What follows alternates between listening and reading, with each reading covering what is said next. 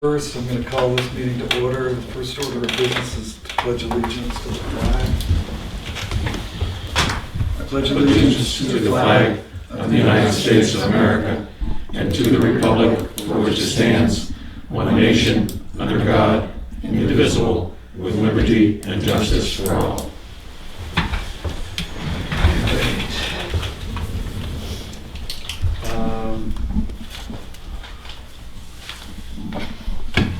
Should we do the public hearings first?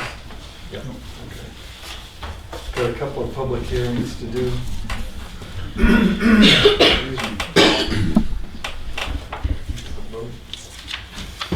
The first one is was noticed for a public hearing on October 21st pursuant to RSA 31:95-E. The Board of Selectmen will hold a public hearing excuse me, to accept a donation from the Tuftonboro Firefighters Association of an extruded aluminum flatbed and the associated parts for Tuftonboro Utility 1. The retail value being $7,927 for use by the Tuftonboro Fire Department. The hearing is now open. Is there public comment?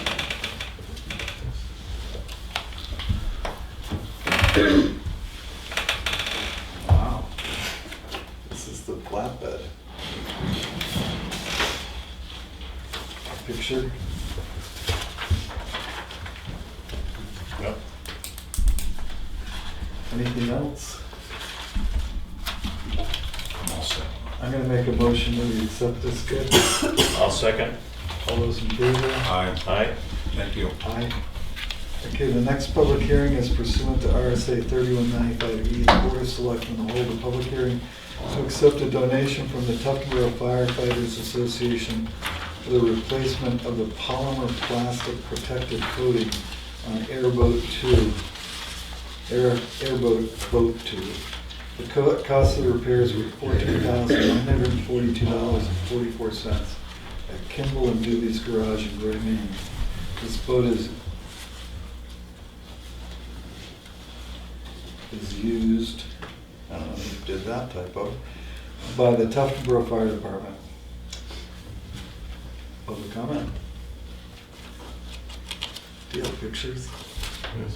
Nothing exciting about it. Just the bottom of the boat? Everything in the boat had to come out. Is it going Engine faster? and, This is the airboat, yes. like a, And this will extend the service life of the boat, correct?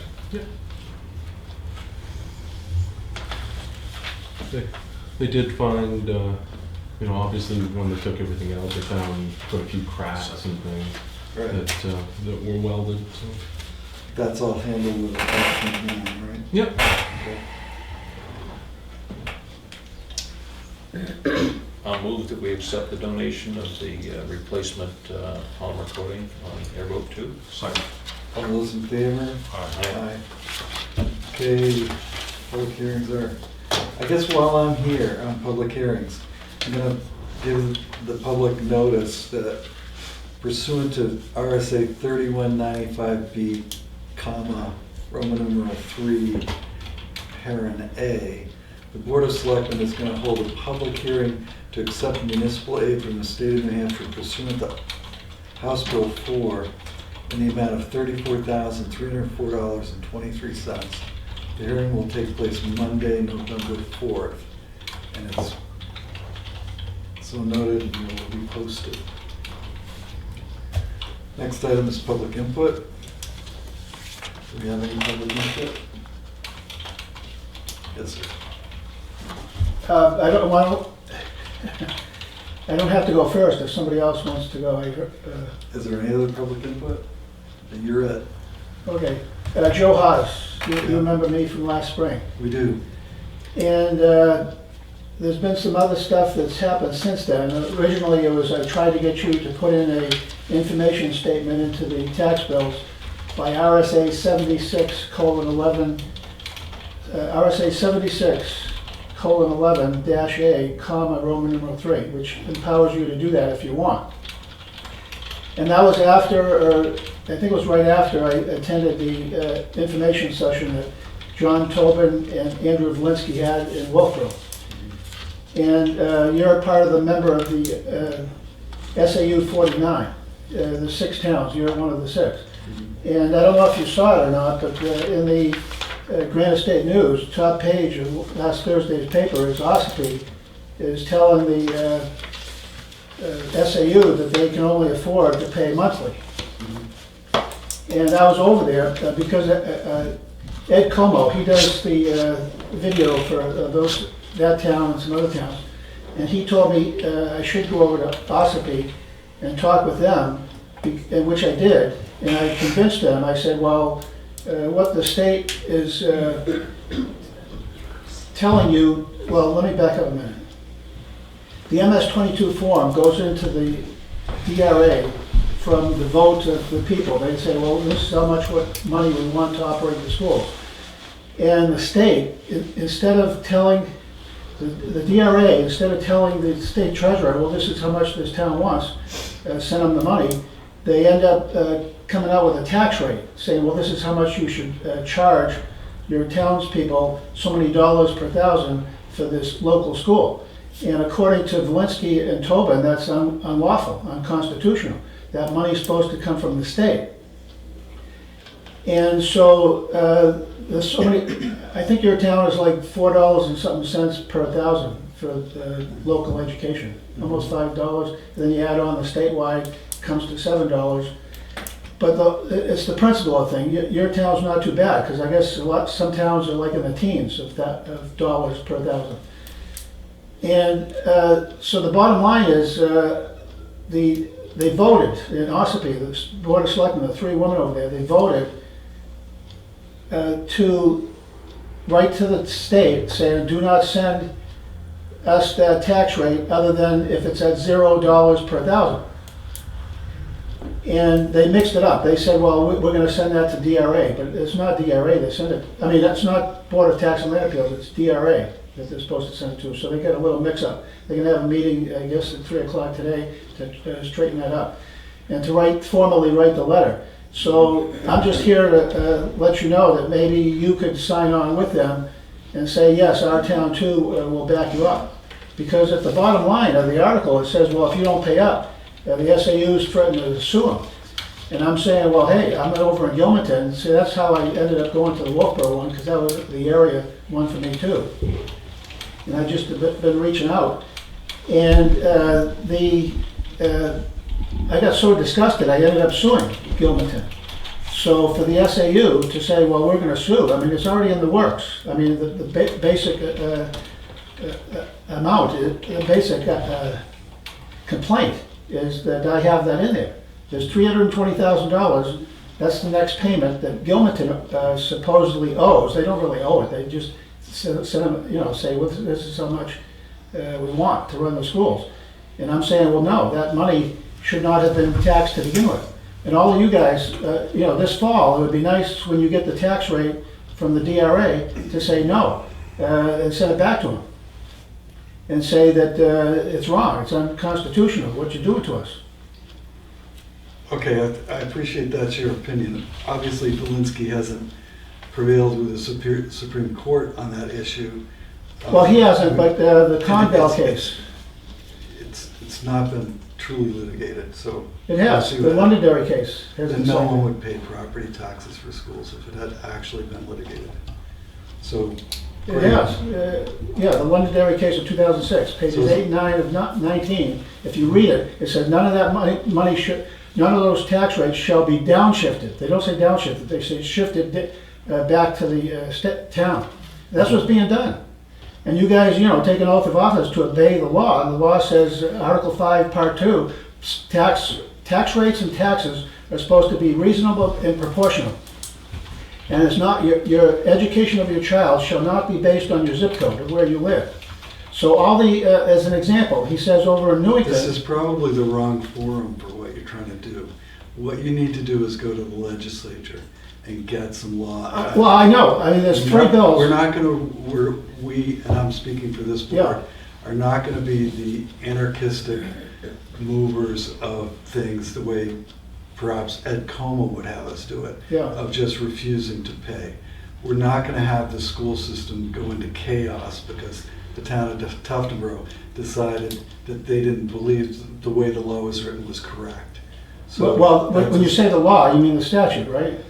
that's what, yeah, it's the Yeah, same. because there's two statutes, RSA 76:5 and 8. 5 says you shall pay, and 8 says you're authorized to pay, and the Constitution says you shall not pay. Okay, It's a well, state all of that, that's all of that needs to get litigated somewhere other than right here. Okay? Yeah, well, it is to a certain degree. I mean, Londonderry. No, it is, that's, I'm making the Condo. point, that's it. Okay, Well, you guys are kind of stubborn. I mean, that's kind of terrible, but you should no, we're not. not obey the law, the Constitution. I mean, you took Okay, an oath of I'm not office. gonna- I'm not gonna- I'm not a taxpayer here, so I don't really care. Right, and I don't really Yeah. want to enter into this protracted dialogue about what you feel is the law, what we probably. Yeah, I'm just saying that somebody in town could do an RSA 491-22 or an Article 8 to have you comply with what is supposed to be the case. Then when that happens, we'll deal with it. Oh, yeah, I mean, hopefully somebody will be Okay, watching and that's it, will that's do it. You it. have 5 minutes. Okay, thank you, That's it. thank you. Okay. Fire department update, Chief Thompson. Good morning. Any fires other than what we've currently witnessed?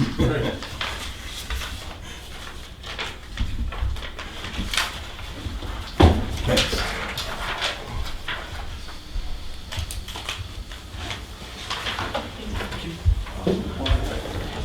That's a back page.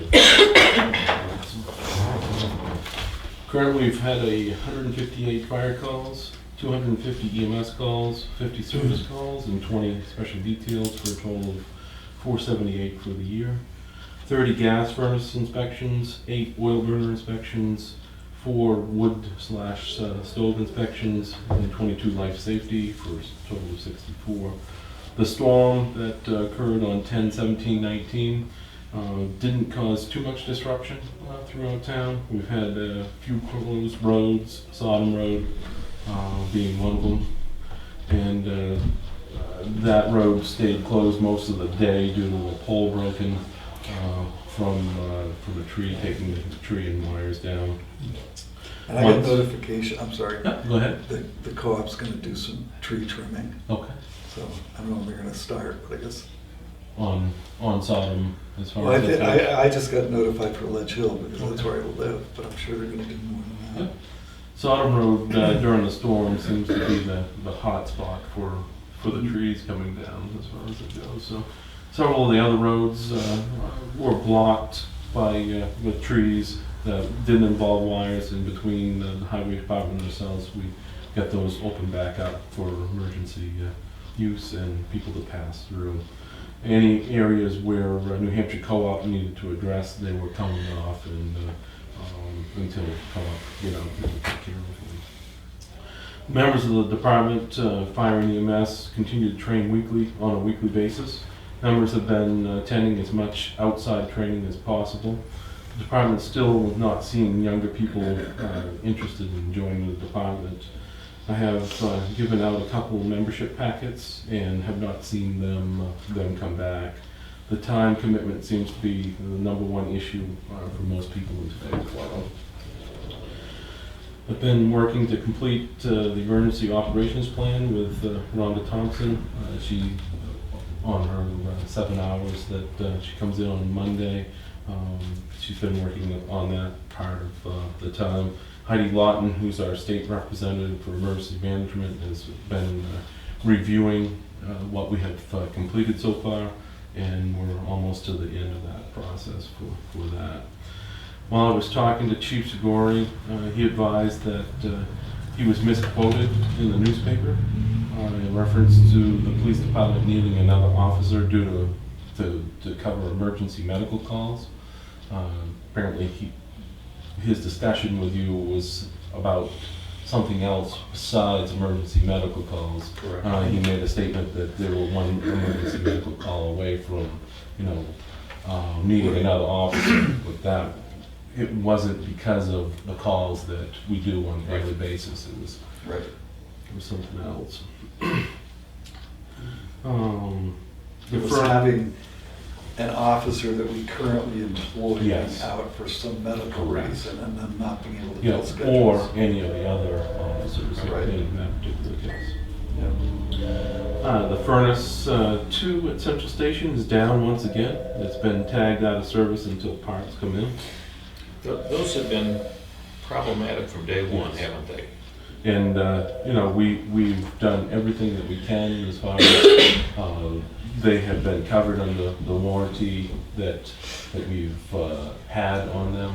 And, yeah, the leak boilers have been problematic from the beginning as far as it goes. The ambulance budget for 2020 will increase by 1.4% if we stay with the current type contract. The budget number for 2019 was 192,480. The proposed budget for 2020 would be 195,140. I would recommend that we continue with a contract requiring an ambulance with the advanced level. I would also recommend that we do not become part of either of the consortiums that are currently out there, either on the Ospey side or the Molten Pearl side. We did a transport in Ossipee because their ambulances were all tied up on other calls. Also, at the same time, Madison had a call that Conway came in and covered. So they're not getting They're consortiums. the consortium for that many towns. The amount of ambulances they have is just not reasonable to cover that.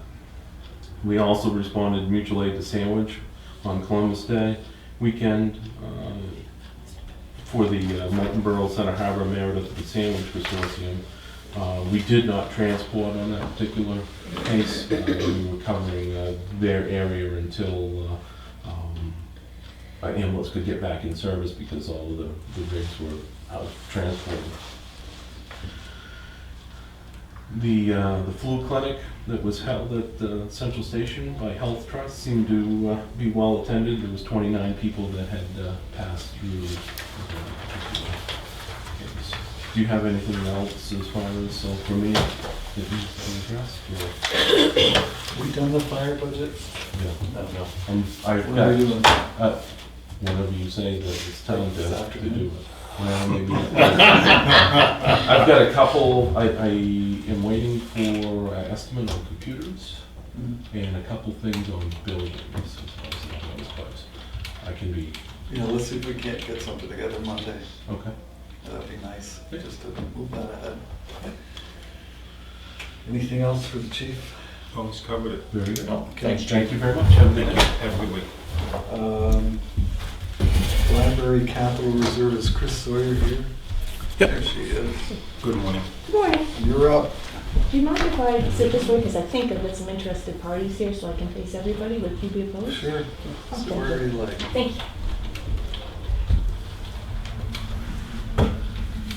Thank you for having me here to have the opportunity to go over this with you.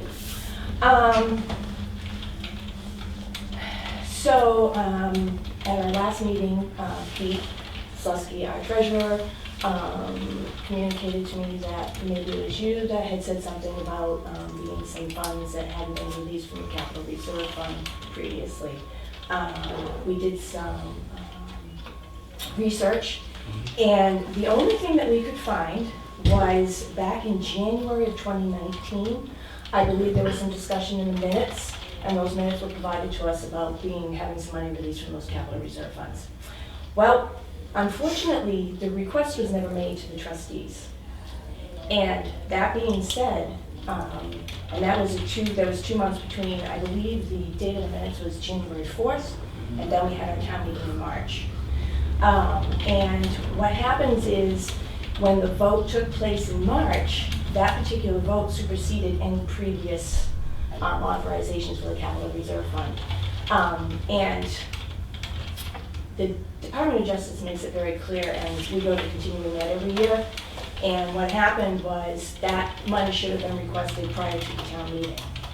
And because it had never been requested, we never got the request for the disbursements, the trustees couldn't do it. And we can't do it after the fact. It's after the fact. There's been a new vote, there's been a new request, the taxpayers have authorized a new amount. And actually at town meeting, there was a taxpayer that was attempting to modify the amount, I believe, which was $330,000, to be more than that. But the expert at the time that was at the town meeting said, no, you cannot change it. I don't know what the reasoning was. But that being said, we do not have the authority after the fact to release those funds. Those funds remain there. They're certainly sitting there, but we cannot release them because the town meeting has already come. We've already had another vote. The taxpayers have authorized another amount of money. We're bound by law to do that. So, So it's your we- position that the money's just gonna sit there ad infinitum?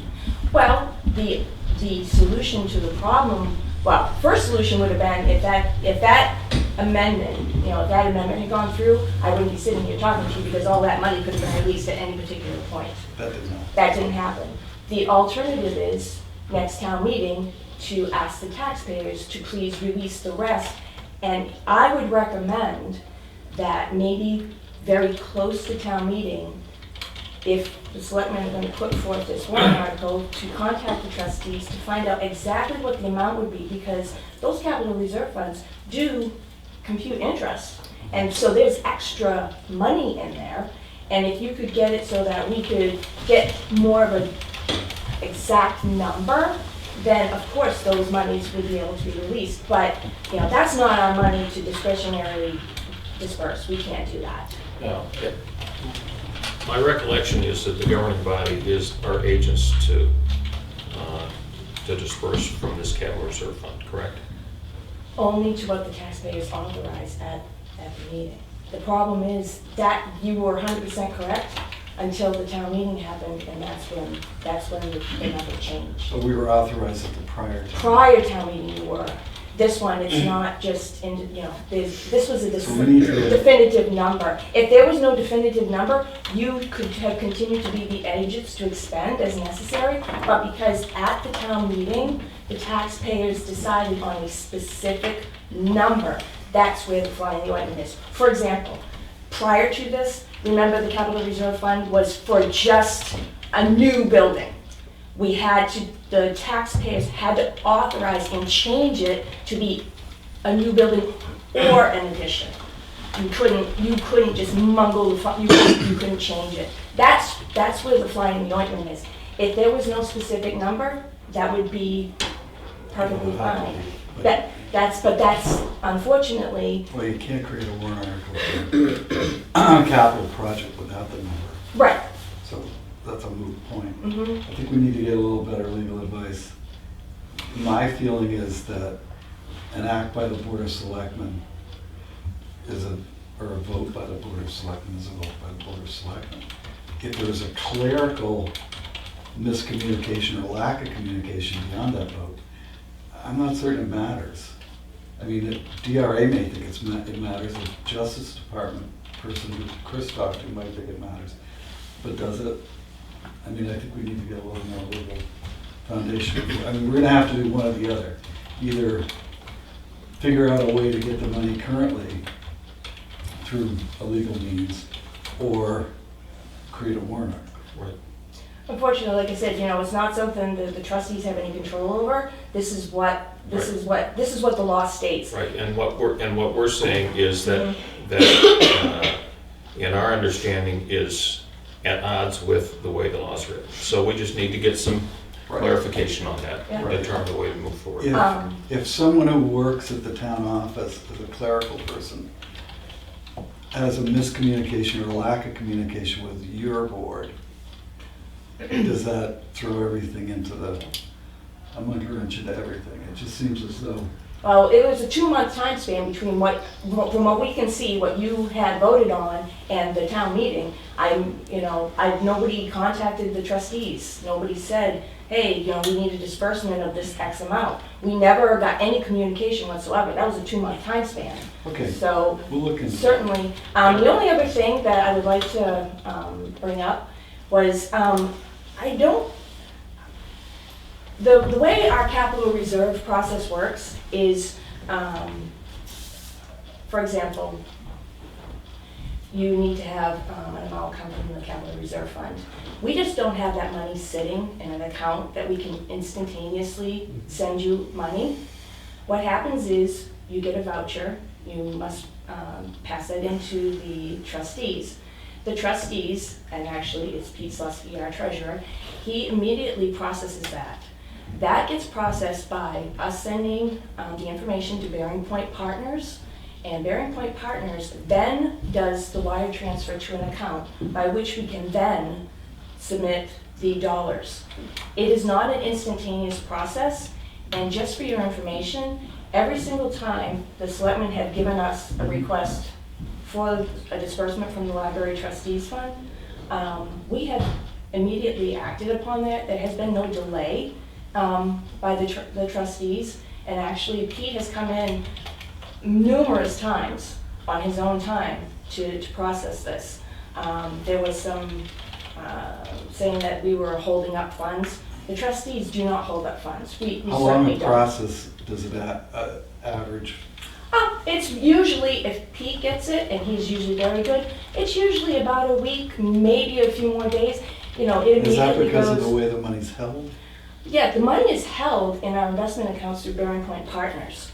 And that is the financial institution that actually holds all our funds. So they have to receive the information, they have to make the request to get the funds withdrawn from the funds, and it's not just one fund. I mean, you know, we're invested in, we're invested in a multi, because these are interest-bearing accounts. Then that money gets sent via wire transfer to our bank, you know, the town's bank. And then he does send the checks, or actually I believe he might have been hand-delivering some of them to whoever. But it's the same thing with like a fire truck or anything else. You know, we just don't have that money sitting in an account. If you send a request, we can write you a check the next So day. maybe what we should do is have a little sit down. I mean, we're right in the middle of a construction project, which is different from having, you know, buying a fire engine.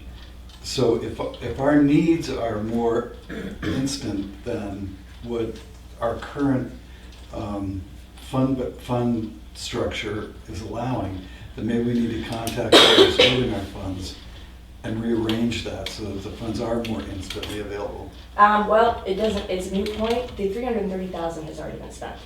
So we don't have any. We have no more money. Okay, then That's a moot point. I won't worry about it, but in the No. future, we should think about that. But I mean, the turnaround time, if it's usually a week, I mean, vendors should be able to wait a week for their money. I mean, that is not an unusual process. But like I said, It you just know, brings, I mean, and I'm not gonna protract this too much longer, but it brings concern to me that we cannot be invested in at-risk stocks.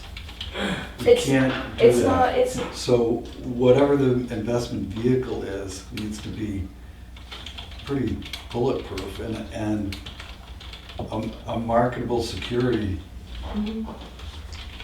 I guess I'd have to take a look at what our portfolio looks like, but we did at one point, when I was a very young man, have selectmen who invested our undesignated fund balances and made a ton of money, and DRA got all cranked up about the fact that we had it publicly invested, so. Well, our funds are not publicly invested, the DRA is So monitoring everything. it begs the question of why it would take a week, that's all I'm saying. Well, it's a week turnaround time between the time we get the voucher, the time we send it to Bearing Point.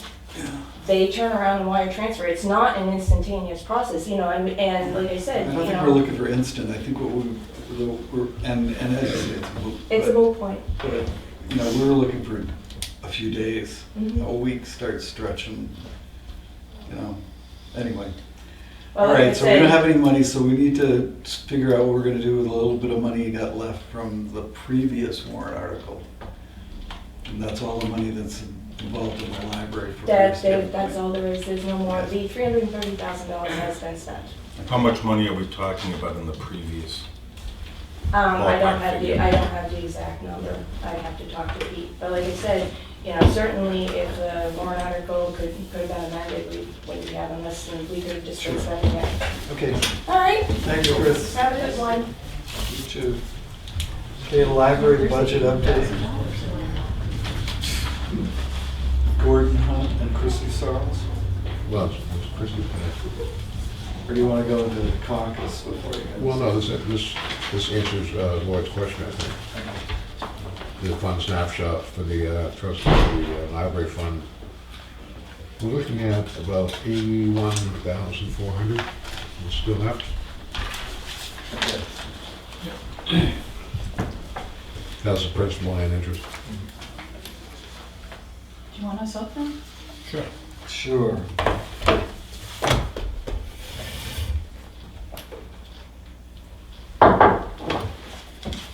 Good morning.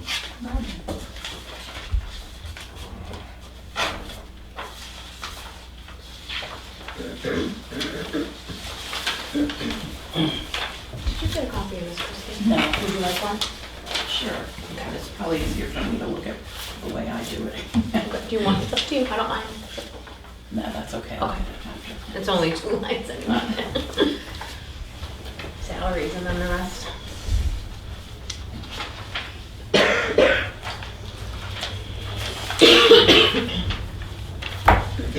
Okay.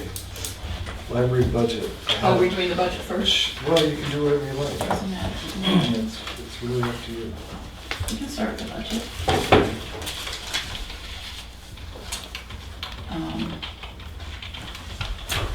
So it's up by $8,400. Mostly because of utilities that we're sort of estimating for next year. Hard to know, since we've never had propane heat before and don't have a history of usage. And you have twice as much building to heat, Yes. which probably won't be twice as much heat, but I don't think it was an exact 2 times. No, it was not. I counted for that, that's my estimate. yeah. So, Yeah, because the news building's gonna heat a lot easier than the Yes. old one. Yeah. Well, And the old one will be a lot more efficient.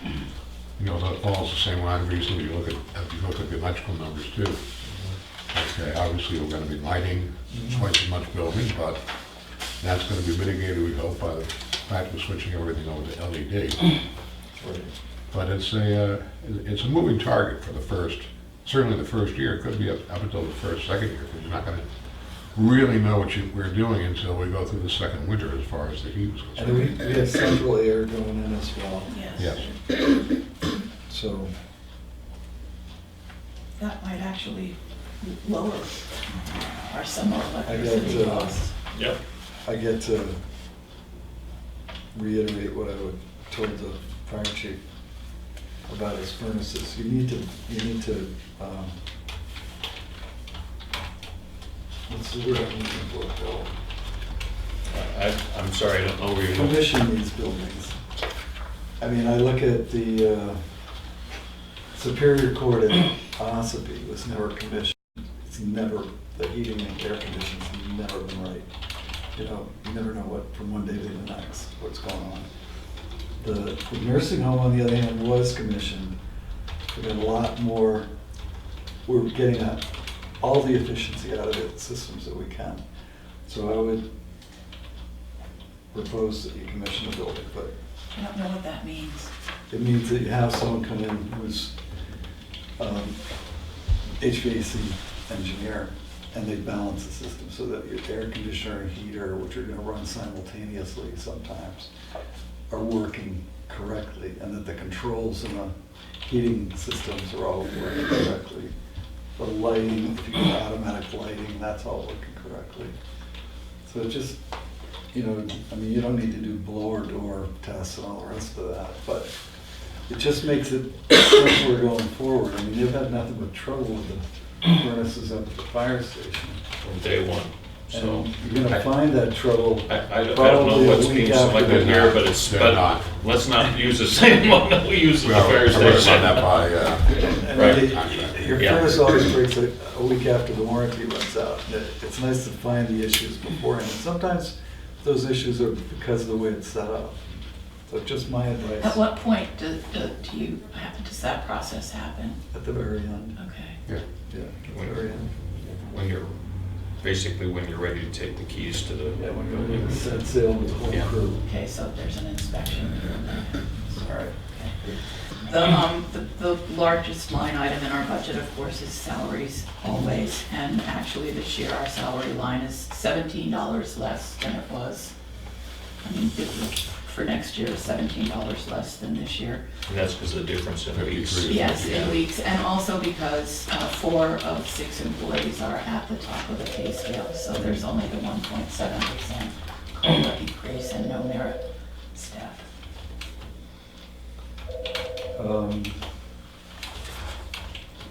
But we tried to keep as many things as possible evenly funded as we could. We are investing in some new computers, 2 for the public and 2 for the staff.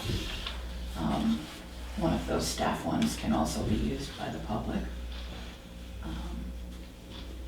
And one of our computers is currently at computer board being troubleshot. So a significant amount of your hard goods is coming out of your building fund, I can see. Yes. Yeah, all stacks, furniture. Right. Yeah. Internet cables and that kind of thing. I think so, yeah. Right?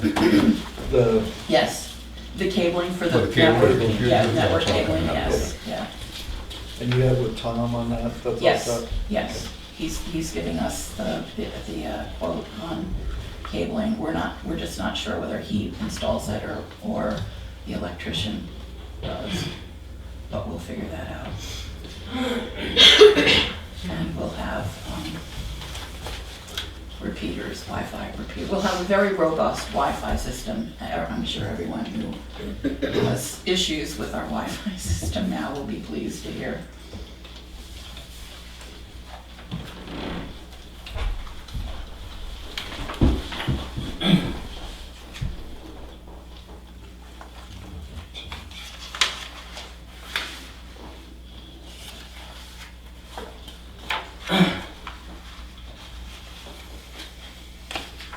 Any questions, gentlemen?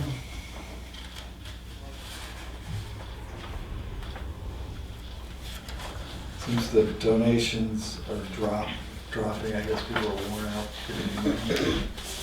Donations, well, this is operating budget donations, not Yeah. building fund donations. We still have about $40,000 in unpaid pledges to collect. Most of that should be in by the end of the year, the rest of it will be in before the end of April. And we are still getting smaller donations to the building fund that, well, let's see, last month we got $20. But, you know, they are still coming in. There's a couple of memorial opportunities out there right now that we'll probably see some more. I know it's, and I haven't been there, but Ospey has a bookstore in their basement. Do you have any idea what the revenue generated out of that? I have no idea what the revenue is. Our book sale revenue is usually pretty good, but of course we've had to cut it way back and not take donations, so it's not what it was, but we still anticipate $1,000, yeah. You don't next see a year. profit potential in book sales? Or you just? You mean in addition to that? Yeah. I don't know. I don't know how much space we're going to have for it. Where we're planning to put it right now is in the current entryway, and we'll see how that goes. We also we work with a book jobber who comes and collects stuff for resale on Amazon and through his own business. And that's been pretty good for us too, but we haven't had anything to give him for a while, so. Does he pay for it or? just- Yeah, we get a check every quarter, we get a check.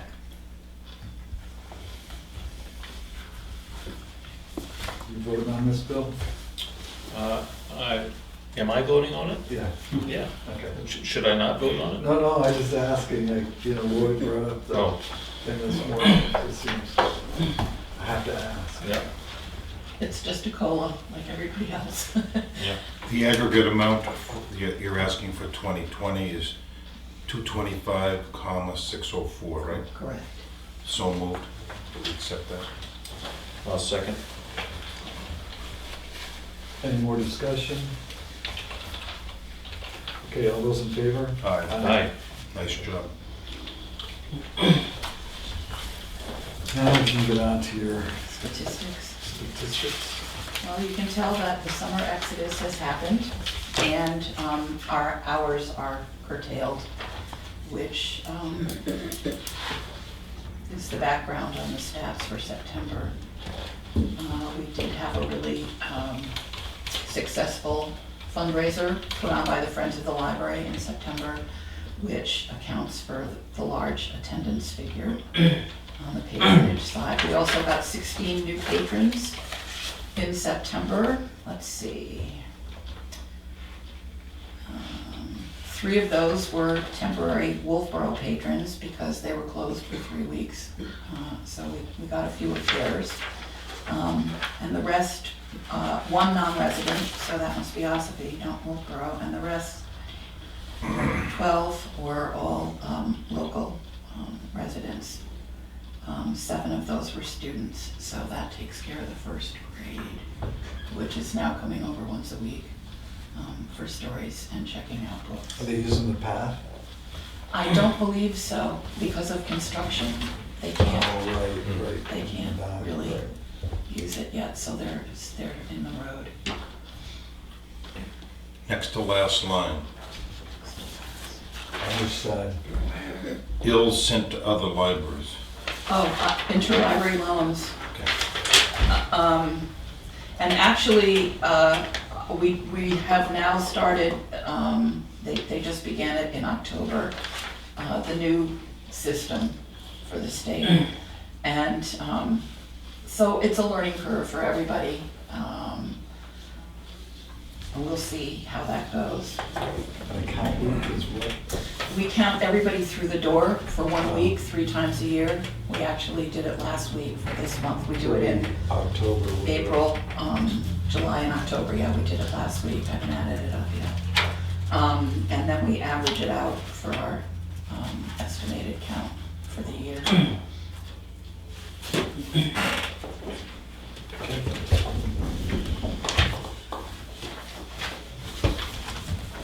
I see we have the chairman of the building committee here. Is he here just to stare at us, or is he gonna actually say something? No, I came up when Chris was talking about the budget. I thought she was just gonna give you the budget today, you were gonna review it and call us back later on, that's why I came up. Yeah, no, I think it's pretty straightforward. It doesn't It is. have a lot of Make it easy for us. fluffy stuff. I think, yeah, it'll be interesting to see how that plays out. We'll see.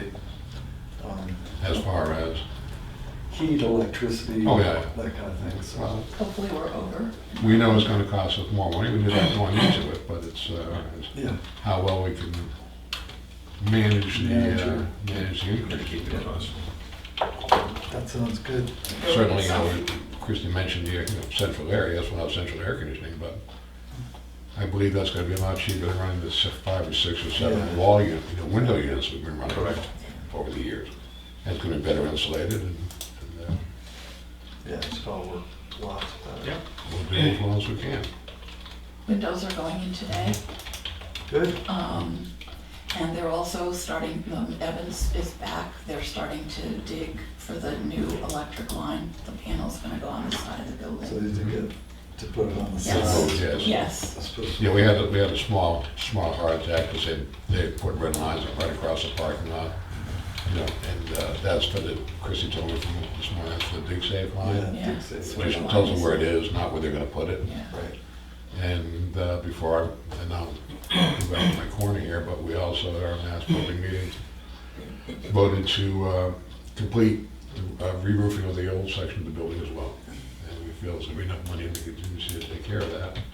And Because they got up there and said, it's a 30-year-old plus roof, and it's getting kind of sad. Doesn't make sense to do it Yeah. while they put Well, this it's always cheaper to do it rather than call somebody back. Yeah. And as they said, if you're putting in a new ceiling, new lights, you need Yeah. a new roof over it all. Yeah. Yeah, you're tying those roofs together. Yeah. Last thing you want to do is tie them together a year later.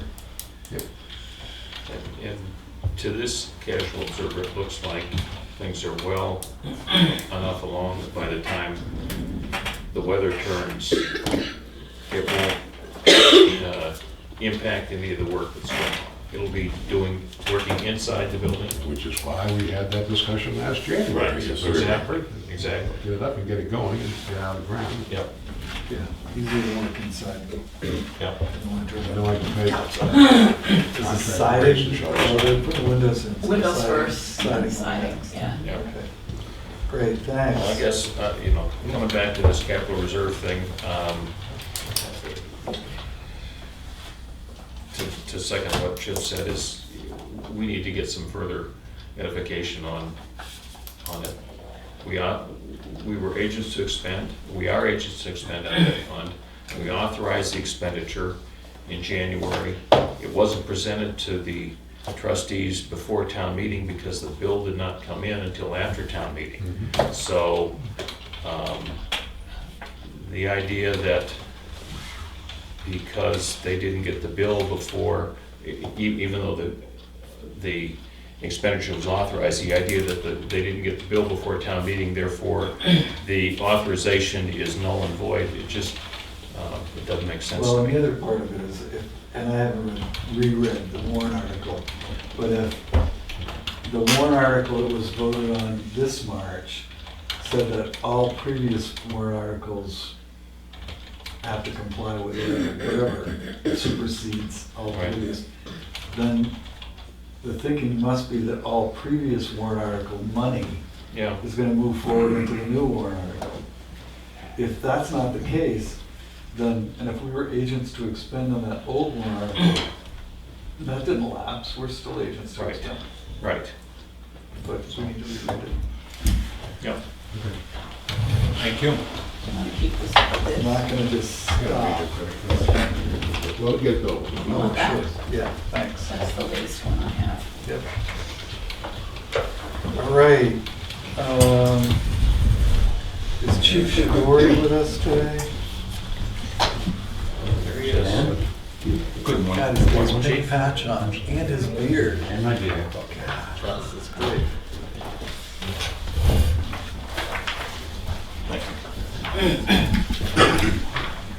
Wow.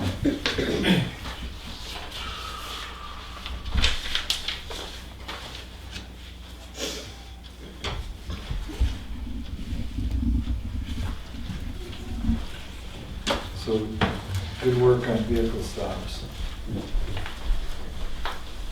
Clear up, and arrests are up slightly. Arrests are up a fair amount. Incidents are up slightly, more vehicle stops are up a bunch. Yep.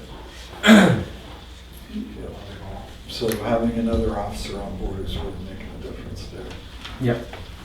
It can slow Plus- people down too. Plus, as she got out of the academy, she didn't have she doesn't have any cases backed up, sitting that she has to dig into, so she's more free time. It's all a function of how much free time you have, essentially. It's just more vehicle stops, and being able to do directed patrols, that sort of thing.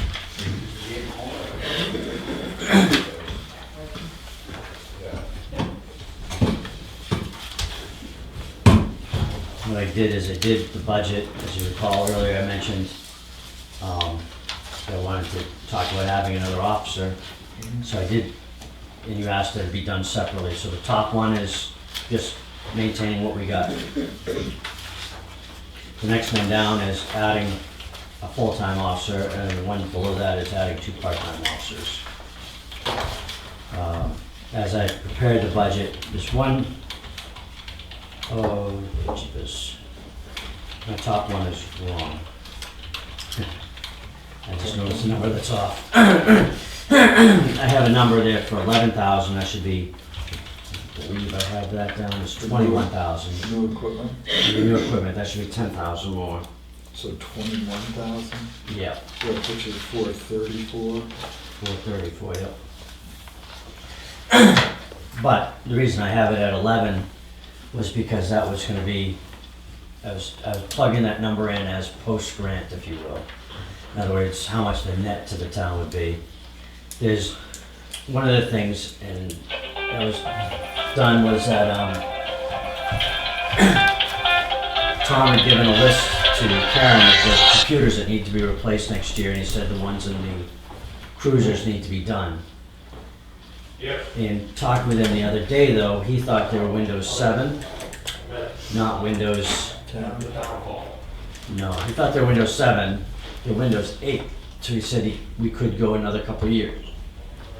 And that was the big expense there is to update those. I did present it to the CIP. I believe they were in favor of it. But as it is, I found out, like I said, last Wednesday, that I did not have to, it's not as critical as I thought it was. Basically, to go to the others, is the increases. So why would the radio, for instance, Because we don't have portables. $4,000 for a portable? It's 3,600, yeah. Really? Yeah. Are they intrinsic? They can't No. share? Not if they're all working together. I don't know when it works. Or, you know, Sometimes we have people, more than one person on. and the uniform budget's gonna double? Full budget, which one are you talking about, with full-time? Yeah, if you go, the current request is $3,500, and if you go to the next budget for full-time, you're talking $7,000. Yep. I went through what it cost to equip Officer Gillis, and it was about $4,000.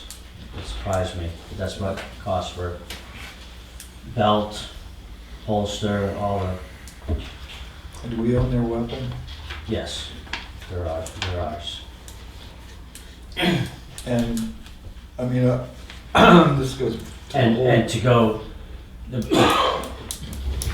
one thing that doesn't show up as a full-time, obviously, is any other benefits, Mhm. which will show up under the, so even though it comes out less than the part-time, it may, overall in the budget for the town, end up being more. So it's your expectation that you're gonna spend absolutely every dollar in your budget? This year? Yeah. Pretty close. Well, we got 4,000 we've given up to the, Right here, you've got 415,758 as expenses.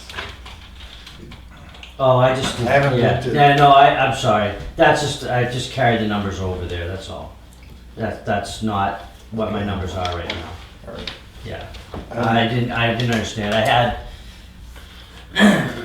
no, I'm obviously a lot less than that because some things haven't been purchased yet and salaries haven't been paid and I expect, no, I'm gonna be under, the fuel is gonna have a little savings in it.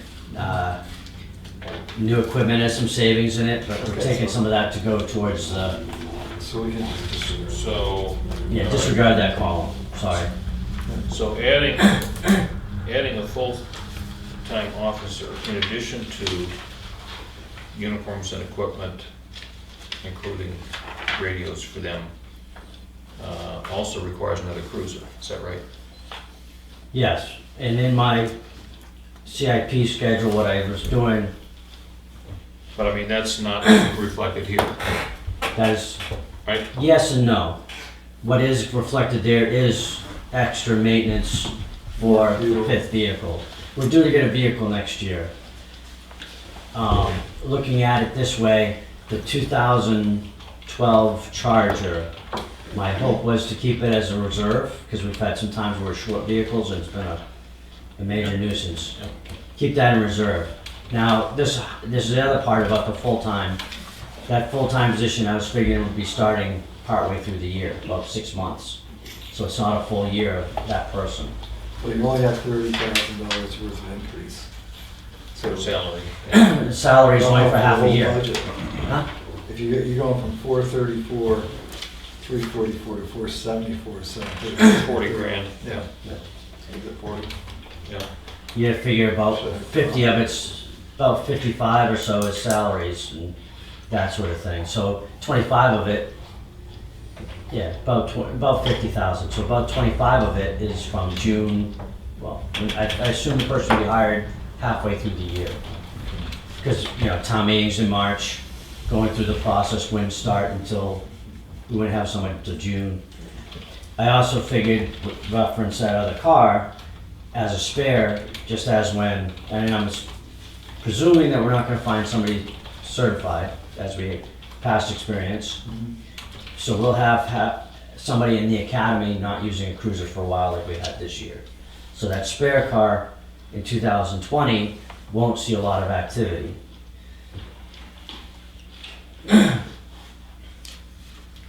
But it would be. And you think 2020 is the year to go for another officer? I mean, we don't.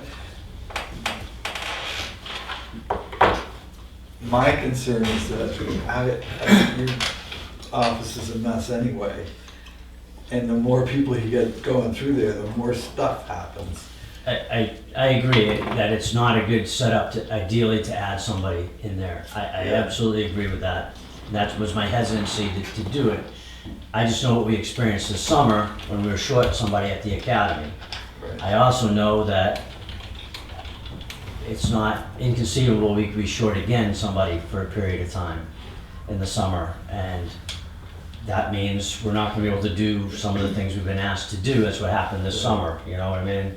So that is my hesitancy, either for the part-timers or full-time, to add anybody into this situation. It's just, we're too full as it is. And that is my biggest concern. I mean, I'm thinking about that this morning, like where would they sit? Where would their computer go? Yeah, where's their stuff? Yeah, And if they're as active as Gillis is, for instance, with traffic stops, you got a whole pile of stuff more stuff to deal with. that comes in the office that has to get dealt with. So we'll have, that is my hesitancy, and I just was nervous when I first approached you and said this, that I thought we needed to look at somebody, add somebody else. There were some incidents going on in someone's life that were causing them to maybe be concerned that they were gonna be out for an extended period again, like we had, and that was my concern, is that next summer we'd be shorthanded. That's my biggest concern, is that we can't really afford to go back down to that in the summer and be expected to do what we did. Right. And other than that, I wouldn't have asked for it. I appreciate the fact that we don't have the space. I appreciate the fact it's a hit on the amounts, and that it would be much better once we're gonna have some space to spread out to be able to do that, because the building is spaced so that there is more room.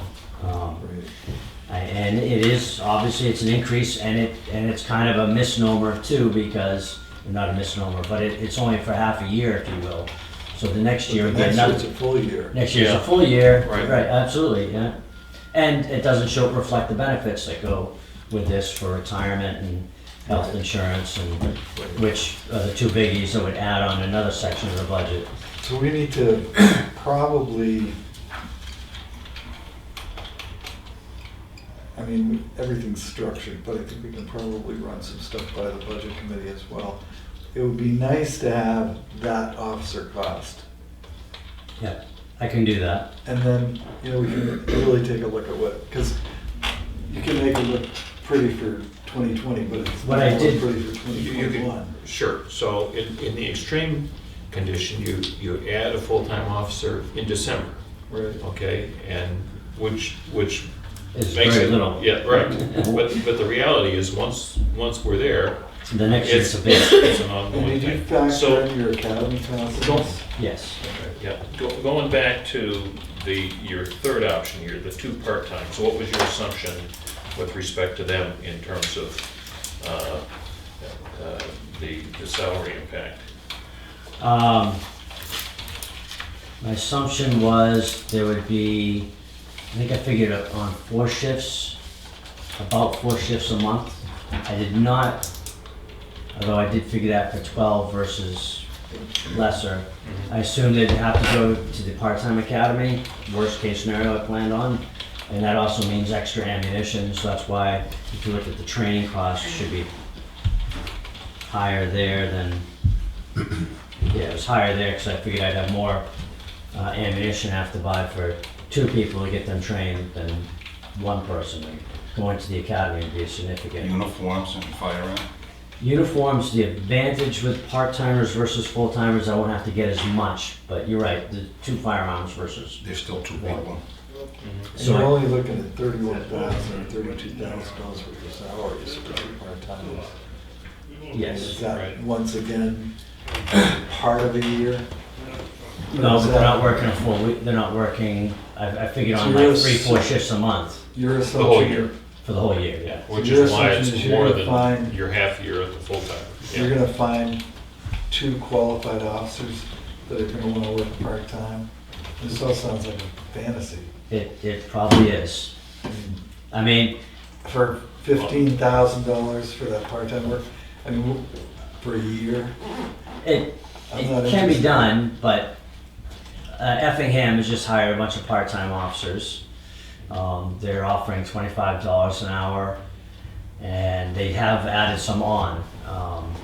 But that's because they're down to 1 full-time officer and I don't know how many of them will want to maybe shift. If all of a sudden that dries up when they fill out their full-time position, if that will change some of the perspective. I just don't see it as a money saver first, and I'm not a real fan of part-time work anyway. But I don't know how you're gonna attract a fully functioning police officer. It is Even at tough. $25 an hour, that's, It's tough to do that with the part-time, and the other part of that is if I do find somebody, they probably have a job somewhere else that's gonna be priority. right. So I may say, hey, we need somebody Saturday, and they say, sorry, I can't do it, because they've got another, they're not, So you're trying to subvert the duty issue, or the duty program here? I mean, if you need another officer, you should be able to call up your fellow chiefs and say, I need another officer. And somebody will put them here on a. in the summertime, that would be pretty tough, because everybody else is busy in the area in the summer. Yeah. I don't have to go out of the area. I just don't see how it would work, but you're the chief of police, not me. I mean, it can. I mean, we did have somebody interested in part-time before, had to go to the academy and stuff, so, I mean, they're out there, but the problem with part-time is, 2 problems. One is, they're not here, you know what I mean? You don't Right. have them 40-plus hours a week if you need them. What are you gonna do about training, ongoing Well, you training? have to do it. You still have to do Yeah. it, and that's why it costs a little more for the ammunition and stuff. And that'd be suspect of motivations for somebody that came to you and said, I wanna be a part-time police officer, I have no training. Really? I don't know if I want people. Well, like they do that sometimes because they're looking to get full-time at some point. Right. So that's the other part of it. You could train them up part-time and find if they may want to be a full-time someplace. You may say, well, okay, we're gonna switch this to a full-time at some point, that's what some places do. Or they may say, go find someplace else that got a full-time opening. That's what a lot of them will do is, and some departments do that, they maintain a certain number of part-time, if you will, that they can, Right. that's what Wolfboro has done recently for some of their openings. They've had part-time officers, and they've been able to, get a chance to view them, see how they work, and get them used to it, then flip them over to full-time at some point if they have an opening. All Mr. right, I Chairman, think- I have go some ahead. questions. Yeah, go ahead. I would ask you to take your budget back, I support the police department, Yep. and to make a line that would cover the following dedicated assignments. Okay. Pole duty, For what? pole duty, Full duty? Okay. concerts, transfer station duty, town meeting, special events details like drug turn-in, having a cruiser at school opening and closing on a daily basis, next question is, when was the last time the firearms were sent back to the factory and inspected? They haven't been. They're I fairly think- new. I think we should be doing that at least every 2 years for every firearm. That's a piece of safety equipment. So could you figure that into your budget, please? Well, yeah. just I give don't us- know, I don't know what the right, I mean, it's important that they be, How many rounds are you throwing through those? that they be in Depends good on the working order all the time. firearm, I don't know, we're putting- if 2 years is Probably about what the right 3,000, interval is, but maybe 2,000 to 3,000, depending upon who it is, Yeah. what training they go but through, yeah. periodically, For the they do pistol. need to be, So maybe we should contact the gun manufacturers and get them to reapply, yeah. and then ask them what they think is a reasonable inspection date. I figured that'd be part of this process. They're gonna say every year, but Yeah. Well, We have, they need to I have some mean, reasoning. one of the things that we have done in the past, so we have armors, we have department armors that can go through them. First off, they're Glocks, they're pretty reliable. They're only like a year old, Yeah. so they're fairly new. We have an officer, and we should renew that, but they're very reliable. I mean, I just don't know how many, I don't own a pistol, or, I mean, I've got a blunderbuss, but what does the average gun's specifications looking like? It depends on the gun. If you're talking these Glocks, I would say probably 20, 40,000 rounds, you shouldn't experience any issue at all. Okay. If it were a 1911, you're probably talking about 5,000 rounds. You need to look at replacing springs. Probably at 10 to 20,000, we should be looking at replacing the recoil spring. That's about the only thing that is going to be. So we've dropped from a 40 caliber to a 9mm. Some of the 9mm Glocks, the early ones, they shoot them 100,000 rounds without malfunction. So they're very reliable. And like I said, we do have somebody who was trained as an armor. We need to update that the next year. So, but I'm not worried at all about the reliability of them. I mean, trust me, my life, my officers' lives depend on them. I wouldn't want to jeopardize that. I guess something to reliable. second Lloyd's ask on Yeah. the duties, that was a point I was gonna bring up. I mean, we are your employer. Yeah. If we say to you, go have an officer at an event, our expectation is there will be an officer at that event. Yeah. It's not negotiable unless you come back and say, I need to negotiate this. But you cannot leave this room having been directed to put an officer at an event and change your mind on the other side of the door. That doesn't work. So if you need extra money in your budget to make it happen, that's fine. If you need to rearrange your schedule to make that happen, that's fine. But if this board tells you we want an officer at the beer fest this winter, Yeah. there's gotta be an officer there, or the whole system starts breaking down. I'll make it clear, it's not that the person leaves and takes a call. It happened at town, the poll duty.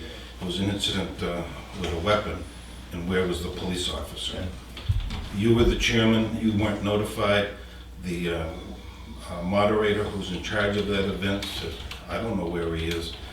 Mr. Chairman, you are spot on, I back you 100%. And I appreciate your position that you're in control of your department. And so if you feel as though our decision has some fault or needs to be amended, then you need to bring that to us. I just don't want to have it get to a point where we decide something's going to happen and it doesn't happen, and we're trying to figure out why.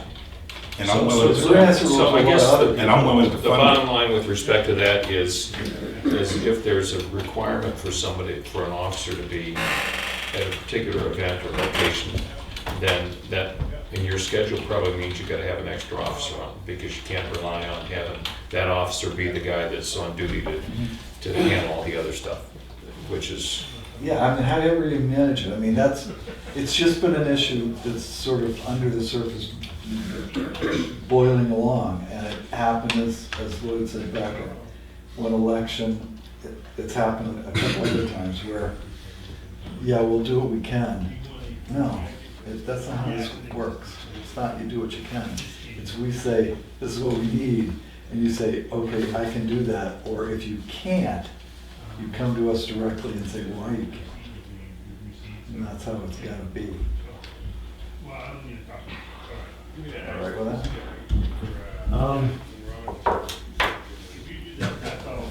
I can do what I can, but I can't just pull people out of the air, and that's what it takes sometimes for these things.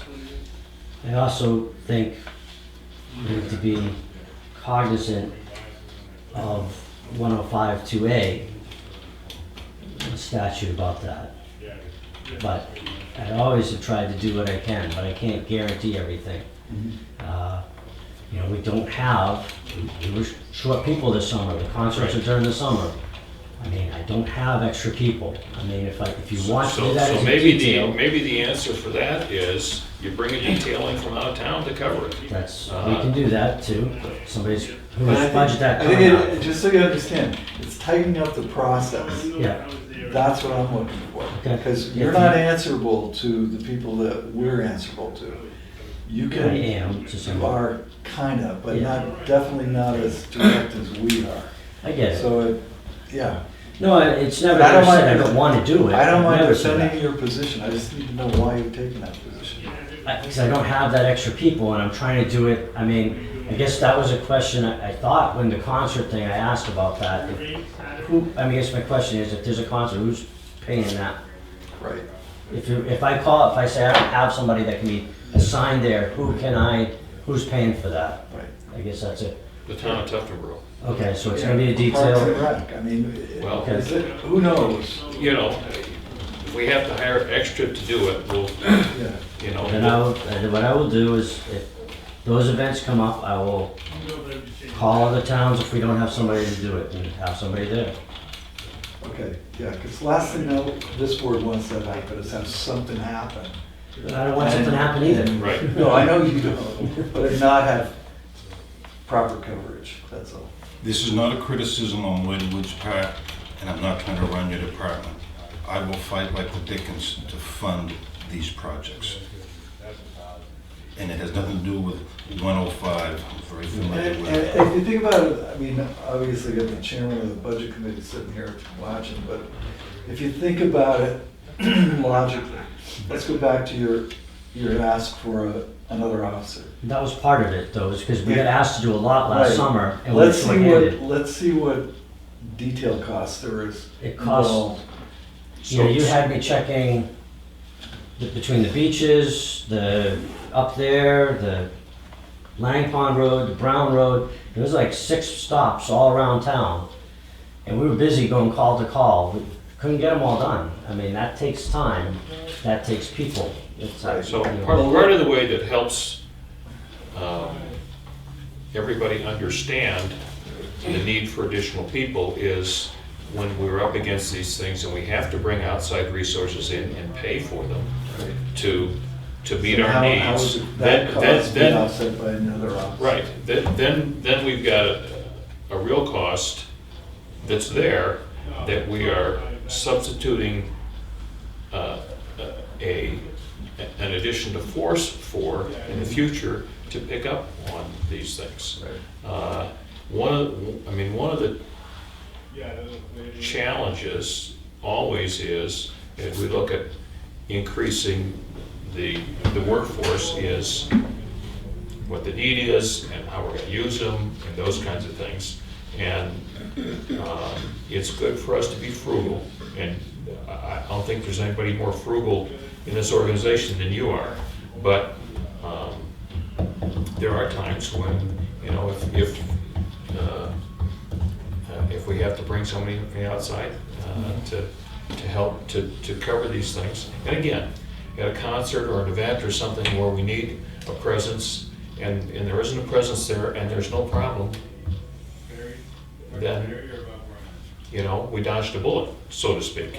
But if there is a situation that needs the presence of an officer and the officer isn't there because we don't have somebody, then we got real issues to deal with. And Yeah, I think this is an ongoing process that we're gonna work through. One of the things that, you know, in the summer, I do return in that monthly thing showing percentage of discretionary time, control time. right, We were down to like 13%, 11%, I think, 2 months over the summer.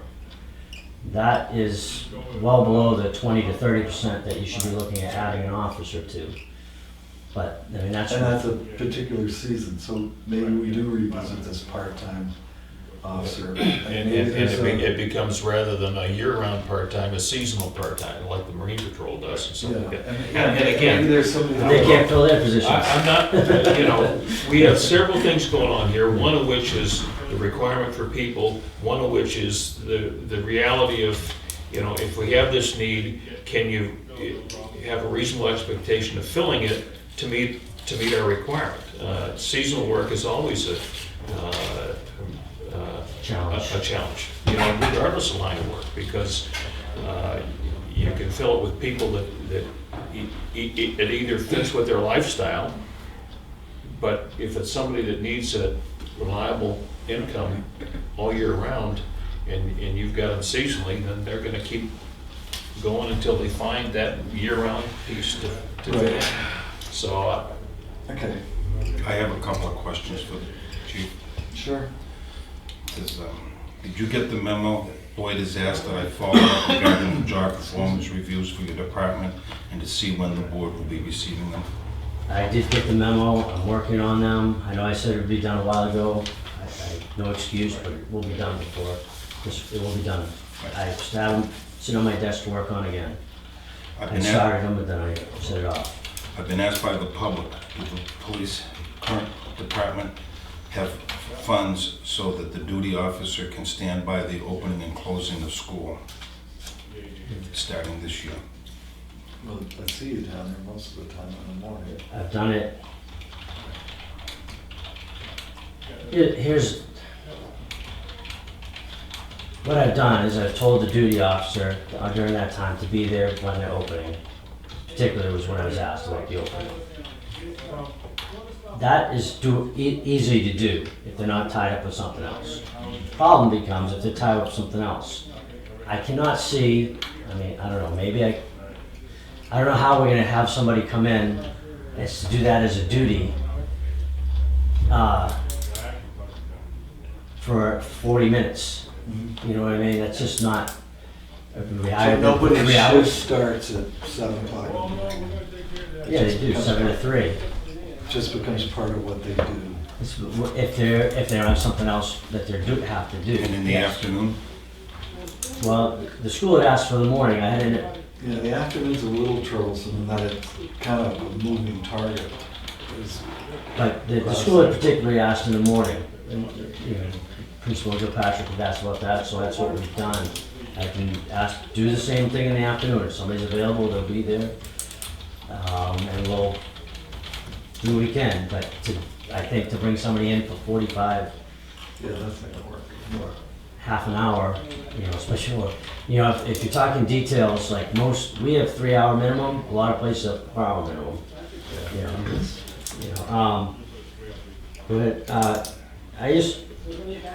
the concert I get, the polls I get, having somebody there for that, but the transfer station, I don't see a need to have an officer there. I personally have seen near assaults and disorderly conduct. so are you Why didn't they call us? Are you suggesting that we ought to have an officer on duty at the transfer station when it's open? My suggestion is that 3 times a year for 2 or 3 hours, we budget for a cruiser to be there checking permits, yes. All right, bring that forward sometime. And I don't think Right. I think we can run that by the chief. On cruisers, do you Yes. have money in your budget to do any maintenance on the cruisers? Been doing it. Are you gonna undercoat any for the winter? I'll have to see. I'm running very close on that line. And the rust and body repairs on your pickup, are that gonna be fixed this year? I probably have to wait till next year because we had to do some, just spent probably about almost 3,000 on maintenance. Just maintenance they needed because of the mileage. And if you, again, I will support, And are you, I have is there money a well. cruiser coming on a warrant article? Next year, yes. And do you have That's a- why I was gonna keep the Charger as a backup, so it would be a, Do you have a number on that yet? yeah, I did submit that, Did didn't I? you? It's like 55,000 or something like that. 55,000, yeah. 55. Roughly, yeah. And that's equipped. Yeah. We don't have additional. Okay. next is the last So, several. if I may interrupt, Go ahead. with respect to the maintenance, if there's some specific things with respect to maintenance on these cruisers that you need to do and you're out of maintenance money, let's have the conversation, see if we can find some money someplace to spend on it. Yeah. Well, that's what I typically do is I take it from other lines, if you will, because I have some extra left over and some other things. Right, But I've but- given 4,000 towards the, Right, but all I'm saying is, I'm uncomfortable with the idea that we're gonna defer maintenance repair on rolling stock because we're a little squeezed. You're looking, I'm doing the you're maintenance looking, you're looking at mechanical. your own budget. yeah. We look at the whole budget, so if Yeah, there's some I mean, specific just- things, We just announced a public hearing for $34,000 that we're getting, that we didn't know we were getting. And this, it is a public safety issue, which cruisers are. Let's keep them up to snuff. And, Okay. you Okay. know, maybe I they'll will, last a little I will longer. work on getting those other two things you just addressed taken care of. Okay. The last several Just weeks. that oil is not a big, this oil undercoating is not a huge thing, but something. It will take a little bit of time. We're still in the car business, we make bank on this. The last several weeks, the individual time slips for the police department have not been made available. Has there been a change in making them available? No, not that I'm aware of. All what we received was this, and Do we have, the backup ones weren't there. I'll look next week, but I heard this week. They're in that group with Jackie Rowland's check, if you will. No, all they of were, those. the last 2 weeks they've not been there. Oh, okay. I'll double check. There's been nothing changed, so I'm surprised that you didn't get it. What do you hide? No, he's not. He's not. Yeah, this is news to me. What is the, citizens have asked me, what is the possibility of developing a misuse of power town ordinance? Is that something you'd support? What? Laying rubber.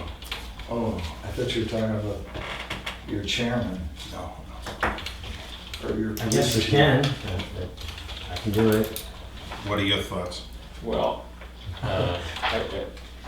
if we're, I mean, I see the marks on the road. I know some clowns are doing this. Who are they? But who are they? I don't know. If I could deal with it now if I knew who they were. I And mean, it gets abused, and well, as the only Democrat on this board, I'm gonna say, less regulation is better than Yeah. more regulation. well, I mean, I could, if I knew who it was, I'd be addressing it now. I It's mean, like a noise ordinance. I mean, Right. So if we had an additional ordinance that prohibited it, what difference does it make? It might be defined a little differently than what the state law, I mean, basically I would have to, if I caught somebody doing it, I could look at it from disorderly conduct. I could look at it from Reckless maybe even- operation, Huh? reckless operation? of- Maybe. I could take look at road racing is a possibility for acceleration, because that covers acceleration for demonstration purposes, if I could. I mean, the ordinance gives a little more flexibility, but if we're not finding out who's doing it now, Right. probably not well, gonna change it. But, I mean, I can do it. It's not they have them, and it's not a bad tool to have, but I don't think it's not a bad tool to have, but I don't think it's gonna solve for people leaving the burnout marks on Where are these they roads. doing The guys that run burnouts on the road are not doing it when there's a cruiser in the area, right? And some of them are in rural areas where there's no cars around, some of them are not, some of them are just down the road here. Nobody seems to see who does it somehow, when I ask. Well, I just think it's nice that we have a lot of young people in the community. I don't know if they're young. In one case, I don't know that they're young. You okay? I'd like to get on to signs. These are the signs that are at Mirror Lake Boat Ramp. Yeah. Are they adequate? Do they allow you and your department to do your job, or do they need to be changed?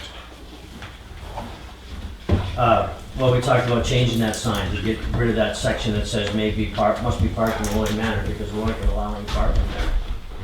Could you come up with a sample so we can put money in the budget so we change it? Yeah. And that sign Okay, The sign. Can I keep one of these?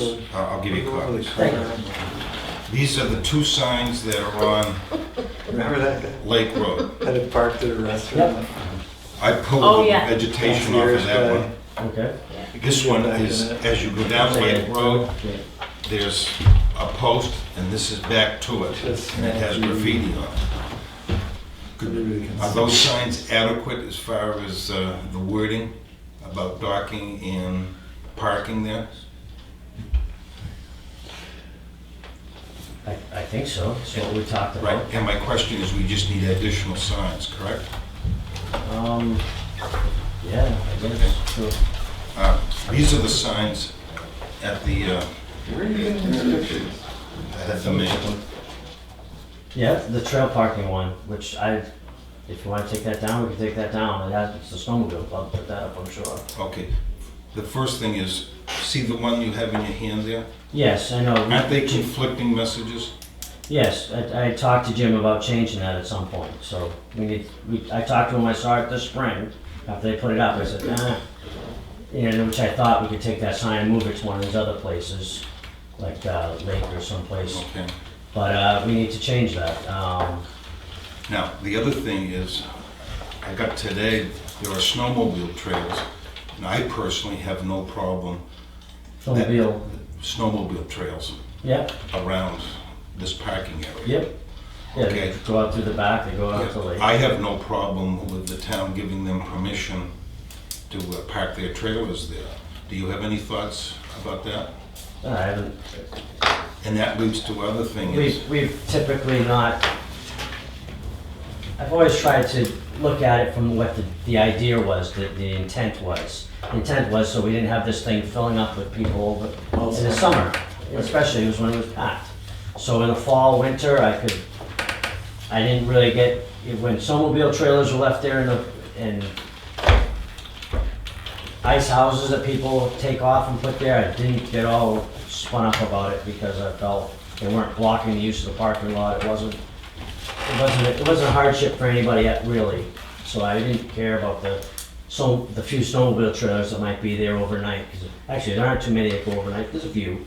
I haven't gotten too worked up about that, or the ice houses that have sat there for, while they're taking them on or off, waiting for the ice to get better. So I never had a problem with the snowmobile trailers being there, because it's not that many, they don't clutter it up, it's not stopping the use of the parking lot, and not too many people use it in the winter anyways, so. In fact, sometimes it's not even, some years it's not even plowed at all, so, in the past, so. Do you know who the leader of the snowmobile club is? No, I don't now, no. Because there's a number of places Probably, where they go across our roads and down our roads. For Yeah.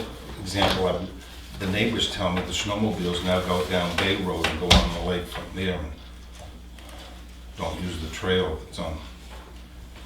I don't know if there's a real trail across there. They probably they have gone down through there, they're not supposed to. Well, they can if the selectmen vote to approve to go down the town road. They can do that. But I don't think you've voted to do that. Other than Lang Pond has typically been approved for that purpose, Right. so. There's snowmobile trails on the map. On which map is this? It's the Lamprey lot easement Who's this? That's where the 19-mile Bay parking parking lot is. is. The other thing is Lang Pond Road going to changing use? Is someone building a house on Piper Lane? The last thing I want is a vehicle running over a snowmobile. I don't know if you're aware of that. I was not aware there's a house being built down there. That's not my, Yep. Well, I that's mean, why, it's good to know, but that's why I'm bringing it up. it's not my, that would be, I think it would take that's a road to seasonal camps. doesn't it need a vote at town meeting to change that, or how's that change? I'm asking, I don't know. It's designated as official road. Just give us some thought, because if there's an accident, you'll be going there. Well, I mean, there'd be a What's an official road? Lion Pond Road, It's a Selectmen Woods seasonal. said somebody's building down there on Piper. Yeah, we have authorized that. Yeah. Yeah. So, They're at their own risk. and the road itself, though, is still gonna be a road to summer camps, Exactly, still not gonna be So- maintained from April to December? Right. right, I mean, December to April? right. All the way around, They can maintain it. okay. And that's what happens over on the end of Wyland Road. Land Road. Yeah. Well, that's a class 6 road, that's a little different, but yeah. Yeah, I just give some thought. So how's, okay. Does so the thought of accidents you're talking, does that relate to snowmobiles, or? Yes. Well, I guess my question is, has the snowmobile club been made aware that that may be what's happening? I remember years ago when I got plowed, that got to be a matter of contention. I remember one year it got plowed without permission by a logger. Yes. Who dug the road up. Yeah, a couple times, and that became a matter of contention with the Yep. so, snowmobiles. well, again, one thing we don't know at this point is, the place that's going on Piper Lane, that may just be a seasonal place, okay, so somebody using it this And summer. they have, the snowmobilers have permission to use it. They don't have exclusive use, They don't have right? exclusive use. Don't disagree with you, but I'm just saying They that's, they don't get to legislate, they just get to Right. use. All right. Finally, I'm Are we over. through beating up this poor police officer? Thank you for listening You're to me. gonna No want a problem. body cam when you come here next time. alright. All right, thank you, chief. Diane wants to come in when Dennis does his budget, so. Okay. Really? Yeah. Okay, I have a question for you, gentlemen, sure, if you're ready. yep, go ahead. I'm Al Graymont. I'm the developer of Farm Pond. And we have an association meeting coming up in a couple of weeks. One of the questions that the new owners are asking is, should we or should we not be public rather than private? And what I'm here for is to find out what the requirements are to be public, The road, the road. there is a procedure. Yeah, obviously with the planning board should have, I don't know if they did, but they should have directed you to build that road to some specification. Oh, the road has been built absolutely to the town specifications, Okay. and the town hired an engineer, which I paid for, to inspect every single thing as it was going along. So if the road was built to specs and qualifies, then that question's answered. What's the next question? What's the procedure to become public? You need to create a warrant article that asks the town to accept the road as a public road. And probably can bring it to us and we'll either Yeah. E- accept it or not. Yeah, the best way, I think, to do that is with a petition article, okay? A petition, A petition article to go on the warrant, okay? requesting that the road be accepted as a town road. And I think you need 25 signatures. And 25 signatures is what you would need.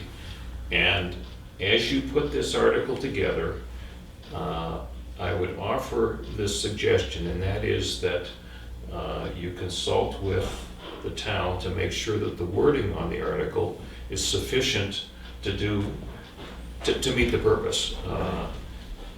So, Who was you that? can come in and talk to Karen, for instance, and she can Who was that lady that we had? correspond with the folks at the municipal association to make sure that we get wording in the article that meets the requirements to do it. Okay, And And just remember that the 25 signatures have to be voters. registered voters They in can't town. be 25 landowners. So if you've got someone who lives in there that isn't a resident of Tufton Road, they don't qualify as a signature to the Well, petition. there's a total of 25 lots in the subdivision. Well, it doesn't have to all be people that live in the subdivision. You just have to get 25 voters in town Yeah. to sign the petition. 25 residents. I was under the impression, or I have been under the impression, that a certain percentage of the lots, when they transferred hands to other people and houses got built, that was the criteria. The trigger. No. Where is the law? Where is it written down what has to happen? Well, Generally, one part- you have an association, Yes. right? Does the association own the roads now, or does the developer still own the roads? I still own So the roads. developer owns the roads, so most association are set up, and the covenants are set up so that once a certain percentage of the lots no longer belong to the developer, that the developer can then, on affirmative vote of the association, transfer the common roads and common area and the responsibility to the association.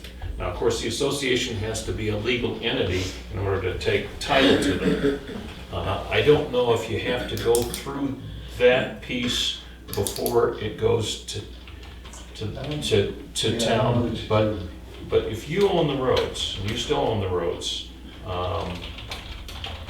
my belief, and again, I'm not totally conversant in it, that the town can accept title to them, but it has to be on a vote of The town has to meeting. vote, The but just to qualify that a little bit, the Supreme Court has ruled that barring some extraordinary circumstance, that if you built your road directed by the town to town specifications, and all the qualifications for that road have been met, that the town really can't refuse to take it over. That is part of the law. That is exactly the way I understand it, and that's why, We still have to go through the process of accepting the road, and that happens at town meeting. Only the town legislative body Right, at town meeting can accept property. right. We can't. We can recommend it, but okay. Well, Now, what would happen is we can't not recommend it, given the law. Right.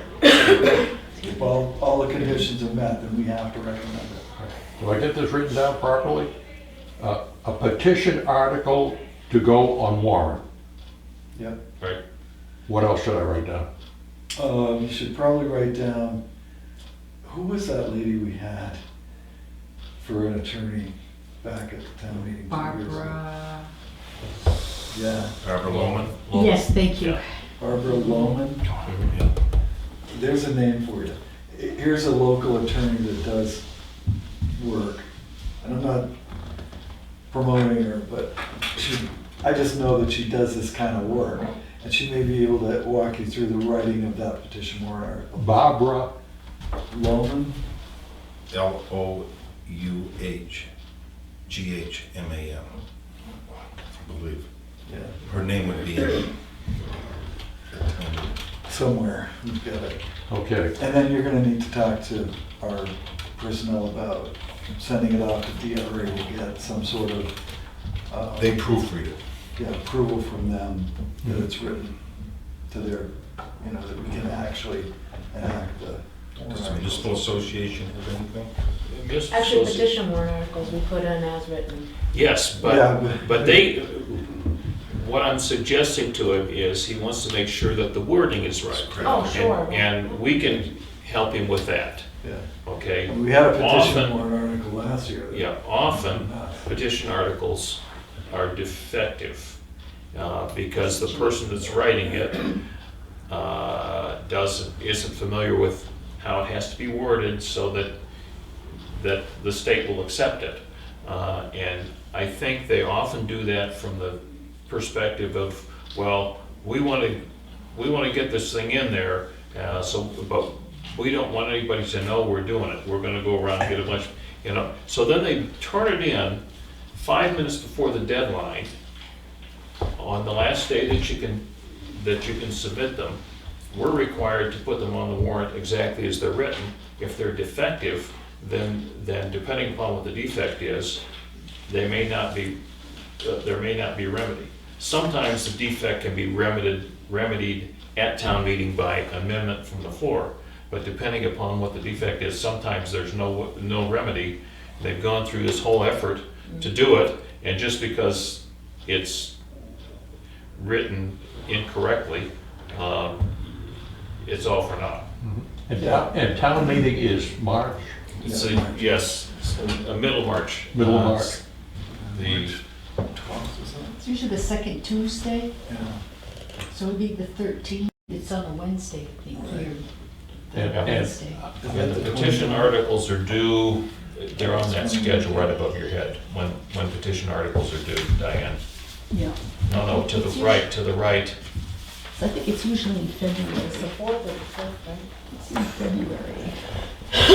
Well, they have to be before the public hearing with the budget committee.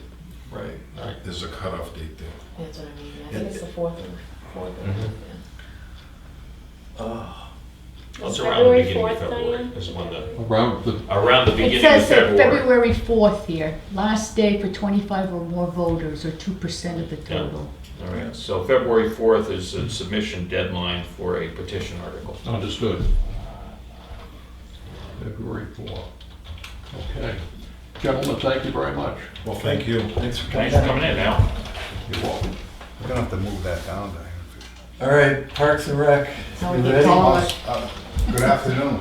I would say good morning. It's only 11. That's right on time. What did we say? How did Halloween? Early an hour late. That's okay, you guys got busy stuff to do. Yeah. Diane, you wanna come up? oh, Come on. So we'll do the budget first, is that what you Yeah, want to that's talk what we're about? doing. I think the biggest thing is we took out that program expense, which we, I think, overlooked a little bit last time, and moved that to the revolving fund for basically those state programs. We added a new line, office supplies, and basically took a lot of the membership and fees and moved that up to office supplies. Did we get, I'm not seeing a revised. Just a single sheet should be in your yellow folder. It was on top of the library. Yeah. You can have mine. I got two all I see is library here, unless I missed it under something else. You want to take mine back? I guess so, I'm sorry. No problem. Okay, Okay, so I'll start over again, Phil. thanks. Again, I think from the last budget, we took out the line item of program expense simply because of the revolving fund. Which is there to cover stuff like that. We've added a line, office supplies and advertisement, and actually moved a lot of the membership fees and office supplies up to that line item. Kept a $50 fee for us to join the New Hampshire Recreation and Parks Association for that one line item. And basically, that was the only changes I think we met, since we met last. Again, just a new line of office supplies.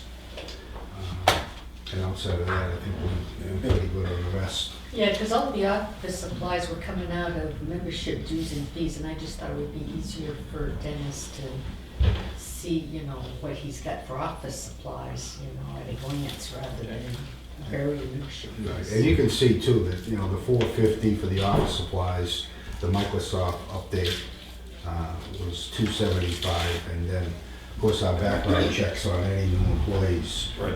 We had that, so that brings that to $775. So that's the 775. Yeah. Okay. So, Because I'm looking at, yeah, it was $780 off. Okay. do we figure out what was going on with trash this year? He hasn't sent the bill yet. He usually waits until the end of the Yeah. season. Because people are still going to 19 Mile Bay and throwing. Well, there's no trash down there. No? The buckets. The buckets are gone. Oh, are they? Yeah, Okay. yeah. So, Okay. And the lines are out. anyway, we still expect his bill. Yes. Yeah, he gives us a 1099. Yeah.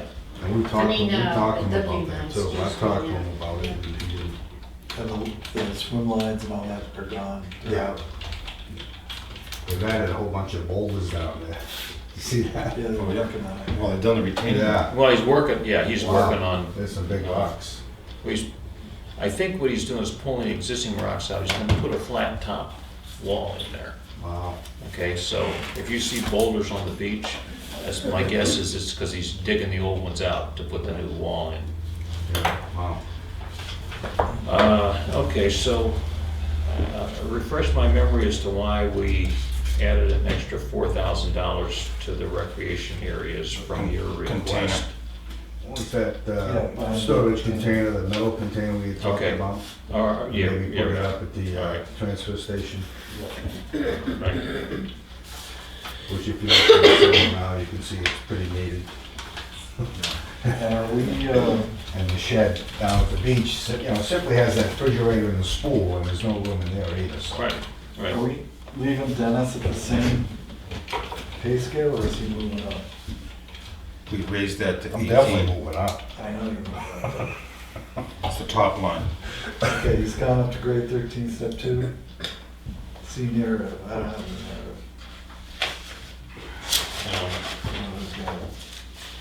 Okay, so the $3,000 increase in the Parks and Rec for director is not all salary increases, so No, it's that's, time increase. right, right. He didn't start till April last year.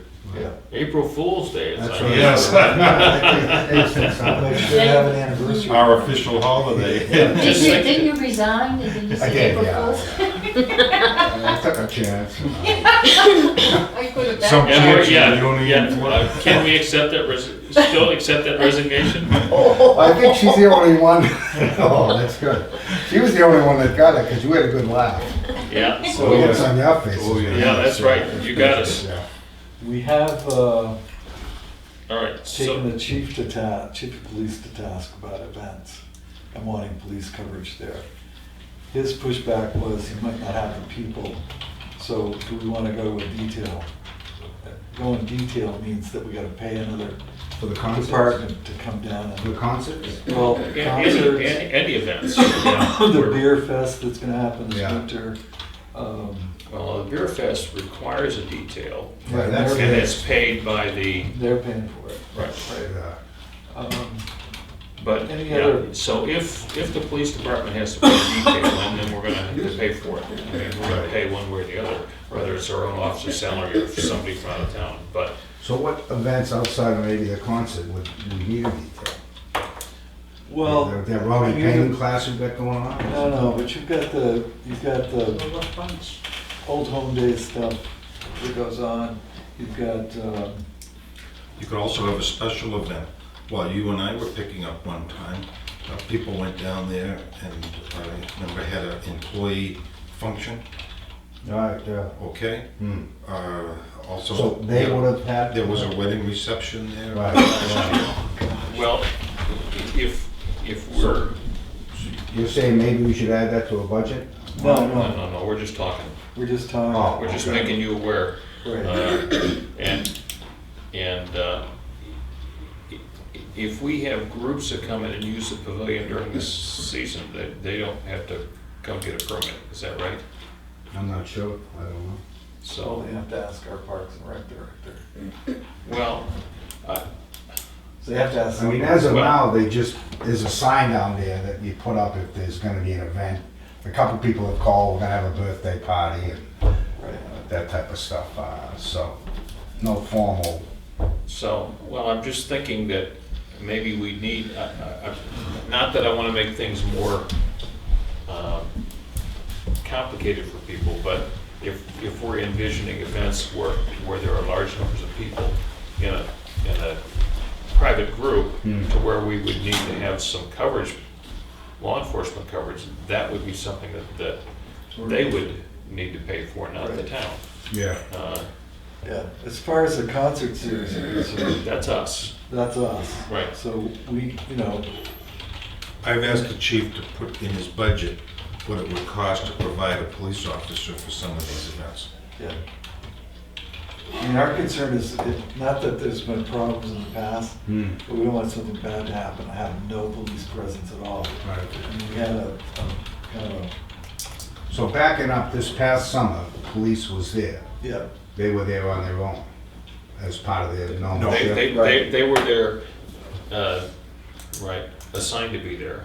But what can happen is, it's part of their, so they're on their work shift, and they're there during the concert. If they get a call, Yeah. then they get pulled off of that, and was- then you got nothing. So we want to avoid that in the future, so that we have a dedicated officer there. Right. All right, makes sense. All right, so toilets are up, I'm guessing, because we've increased the number or the frequency or something, right? We spent 2,700 this year. You had put in an initial request of 2,400, and now the request is for 3,000. Which one? Which one? Beach and wharf toilets. Oh, yeah, yeah. we're up to $3,000. We So did that's that. because, Well, I think, based on last year and, the bills we're getting, I think that was a good The thing. price had gone up too. Yeah. okay. It also depends on how frequently they're used. She'll come in and do, Lloyd, maintenance can I have that? more often Please. if it's a busy summer or there's some events. Yeah. I gotta find out too, because I still believe there's 2 down there, and they normally take 1 away. That's my understanding. Yeah. It should be about this time now that she. Yeah. They take eliminates 1 away, down. right. Yeah. And the one at Melvin is staying? No, I believe that Oh, they it's take only that. Pier 19 that That has goes. one for year round. That goes? Where do you think that goes? Yes. Might be already gone. Okay. One at Pier 19, where is it? Based on the bills, it looks like it's there year round. I noticed there was a bill for the end of November, the last one. You're talking about the one by the docks or the one by the beach? Well, I don't know where There it's isn't The one by, located, the but one by the docks is not ours. No. No, it's not ours. it says Pier 19 on the bills, so I assumed that it was at Pier 19 in the No. wintertime. Well, if it's at Pier 19, then, and they're sending us a bill, they're sending it to the wrong person, because The The store has been closed and there was not one since the store's Well, I'll closed. have to check that out Yeah. then. so, yeah. So if they have one, then, Yeah. the condo, maybe that's I'll their find deal, out. I but, know last week the portal was still down in Melbourne. Yeah. I thought I saw a truck go down there. Yeah.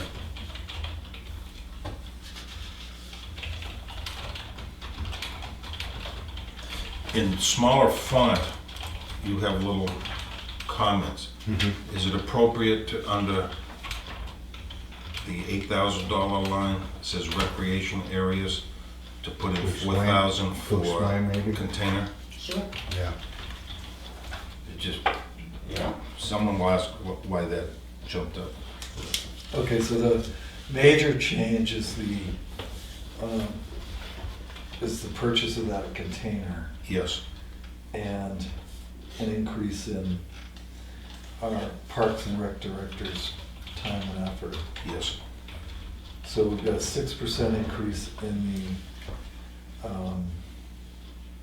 overall budget ahead of last year. And without that container, it would be somewhere around 4%. Are we prepared to make this a budget? Yes, I'm going to move that, and that container is gonna, what are we gonna use that for? Well, if you go downstairs now, you can see all the beach supplies and,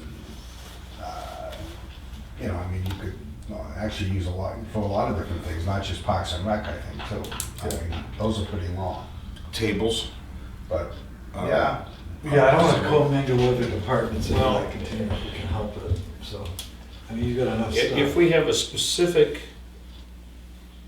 purpose to buy a container to store specific stuff, that's great. But we gotta be careful that we don't just add to the attic. Because, we just start grabbing additional space here, additional space there, and we'll fill it up with something. So if we need a container, we're talking a 40-foot container, is that what we're? I think there's two different sizes. Yes. There are two different sizes, but I mean, $4,000 is gonna buy, what, a 40-foot container? And again, I'm not sold on that price. Okay, I think 2 meetings ago, when I left the townhouse, that Yeah. Clay said something about a $2,000 fee.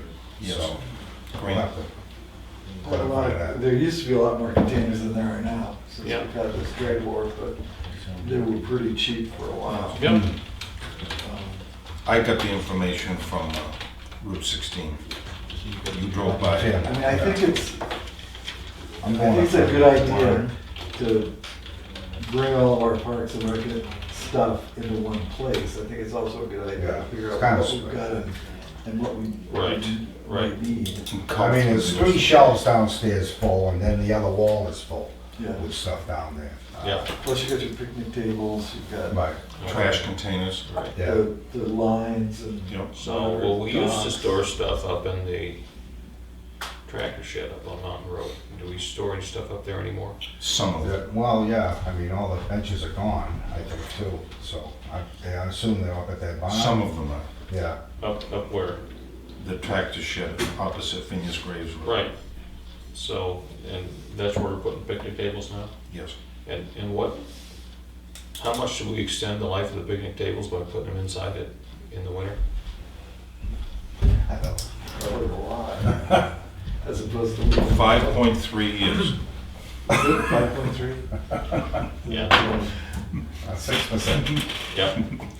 The only reason I ask is a lot of places, what you'll see is they'll stack them up. So they, This way, so yeah. that the They're on an top, angle, instead of yeah. being flat, Right. the tops are angled and, Right. and leave them outside. And, I just worry about someone, I mean, there was one that was, I think one of you guys told me it was out by the fence, like someone was gonna Mhm. steal it, you know? He was walking on it. Yeah, that's always a, I mean, they're in good shape, yes. and maybe it's because you put them away every year. I think we just. I'm ready to make a motion, Mr. Chairman. All right, move away. I'll move recreation budget 4520 in the amount of $60,361.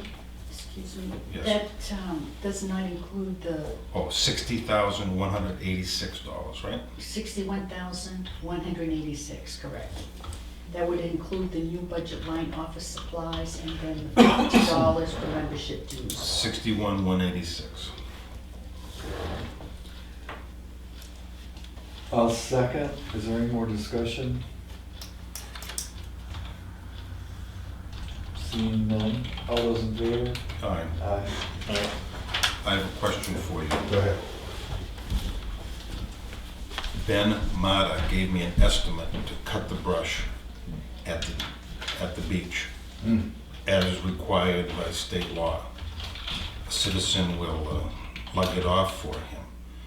The total estimated cost is between $195 and $260. Do you have money in your current budget to do that?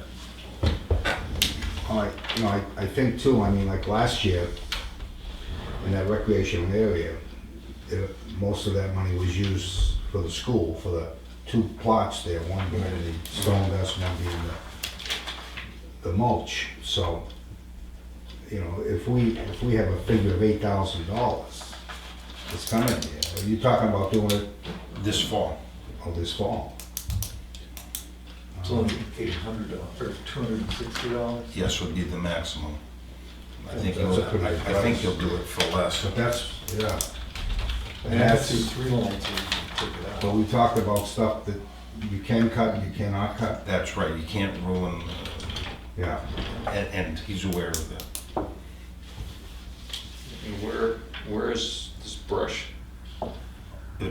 the Yeah. beach area. As you're first coming in, Yes. yeah, right there. Yeah. I mean, I think we can authorize that. Dennis, don't have to put Dennis on the spot. He's I'm got putting you on the spot, that's what you're doing. I'm Yeah, not doing that. He is. He is, I know. Yeah. Yes, I know. That's right. I don't do this. Okay. All right. Yeah. I'll contact him. Anything else for Parks and Rec? Just to highlight the event we had on Friday, it was the Harvest Festival with the trunk or treat, and it was just a really good joint program between our office and the PTCO. It was basically a safe Halloween, but the thing I got most out of it, and I love it was there, was the cooperation of the school, to see these little sixth graders pulling out 15 tables, to see the principal of the school being wrapped up as a mummy, to see the camps that came through with the moon bounce, with the trunk or treats, both Northwoods and Belknap, you know, to Spiderweb donating the hay for the All right. hayride. But between the carnival games, the cotton candy, you know, we went through 100 hot dogs, in fact 99, because he had about 5 of them. You know, my wife, and it's nice because they take them out in the field with the hayride, they pick out a pumpkin, they come in and then they decorate it. It was a nice cooperative event. I still think we need more volunteers because we didn't have a haunted trail.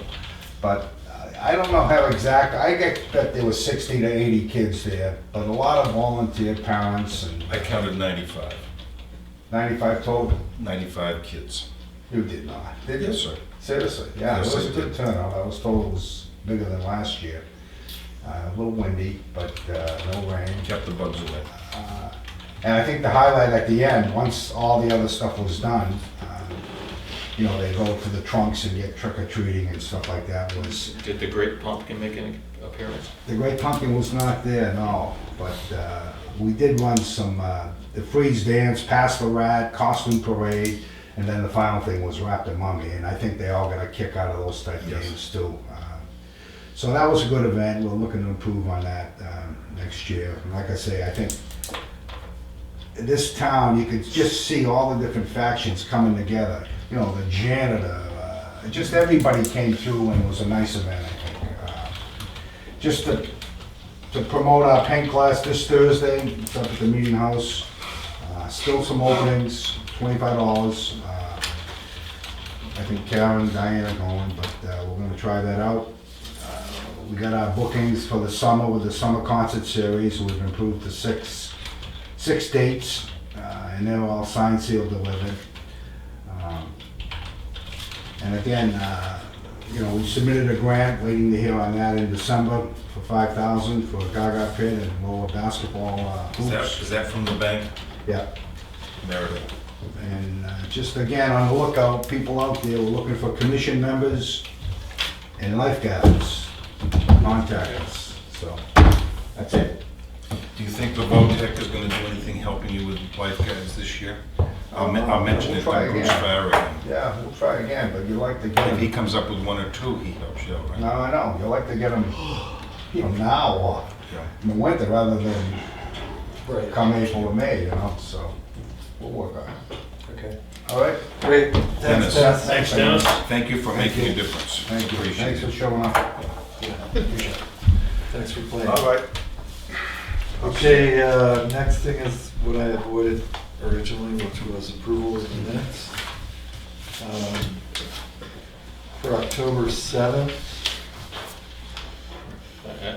I don't have any changes. Okay, so I'm all set. on the public minutes, Yeah, I'll make a motion to approve them. I'll second. All those in favor? Aye. Non-public 8:30, October 7th. I move approval. Second. All those in favor? Aye. Non-public 8:54. Move approval. Second. All those in favor? Aye. Non-public 8:55. I have no issue. Move approval. Second. All those in favor? Aye. And non-public of 9:02. I'll move approval. Second. All those in favor? Aye. Okay, we should remember that sometime in December, we should review the non-public, release whatever we can.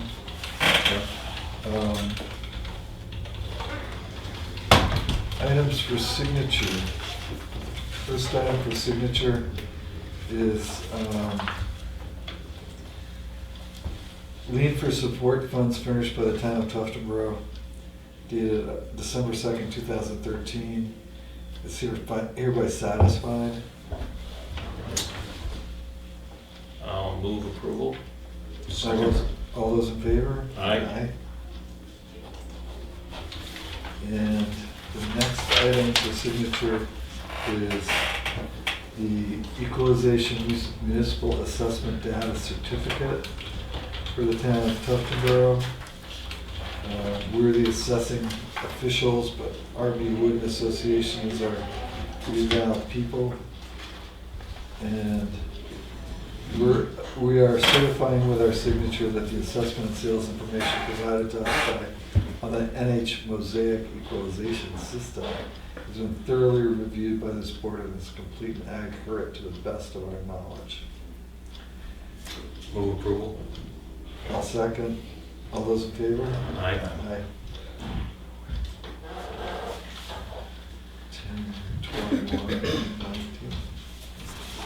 And I'm gonna make one motion for the approval of burial rights for lots F51, F50, F52, and F53. I'll second. All those in favor? Aye.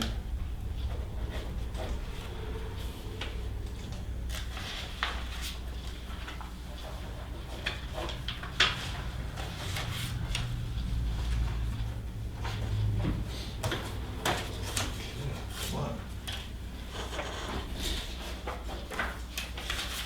Okay, there's the certificates. Class action notification regarding the opioids class action suit that's going on all over the world. The only reason we would have to sign this is if we want to opt out of any part of this class action. I don't see any benefit in opting out, so I'm going to recommend that we do not sign this. I concur with that. I got a second. Can I have a vote? All those in favor? Aye. Okay. The New Hampshire Electric PID 01NHE-00. This is our New Hampshire Electric Co-op administrative abatement for 2019 in the amount of $11,625 per agreement, a settlement agreement dated 3/18/2019. I'll move approval. I'll second. All those in favor? Aye.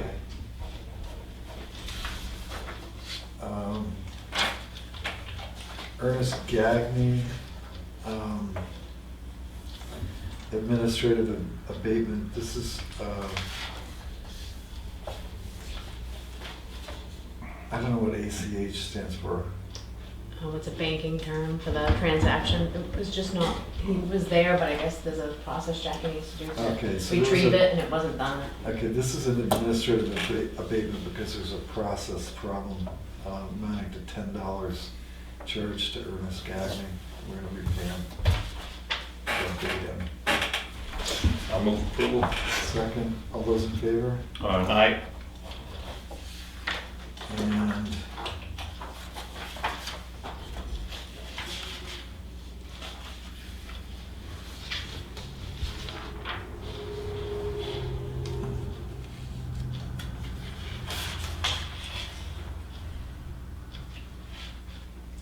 okay, we've got an agreement, a letter of agreement with HEB Engineering for them to assess the road needs for Federal Corner Road and I thought there was another one.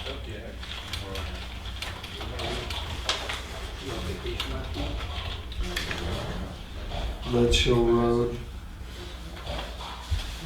This is all pursuant to. And the bridges, Discussions we had. Dr. Road Neck Bridge. And they'll come in Friday, the 8th. All right, do you want to sign this letter of agreement, or are you going to wait and talk to HEB about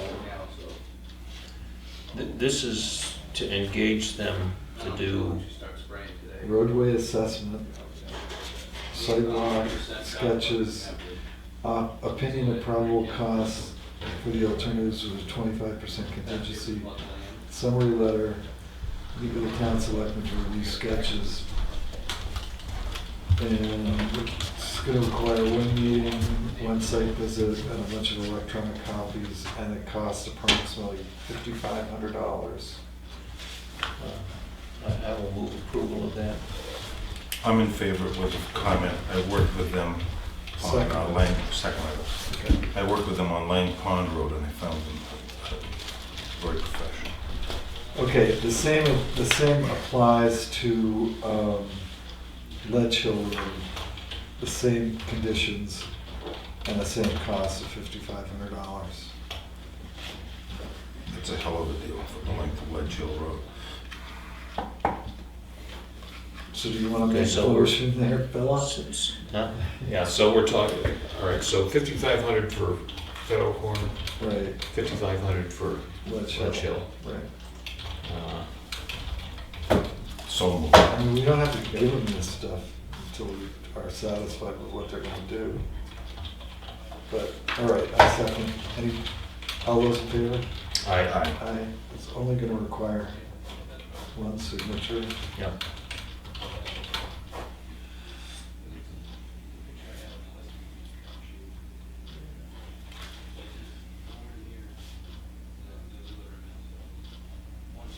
Great. Okay, that's the end of the signature file.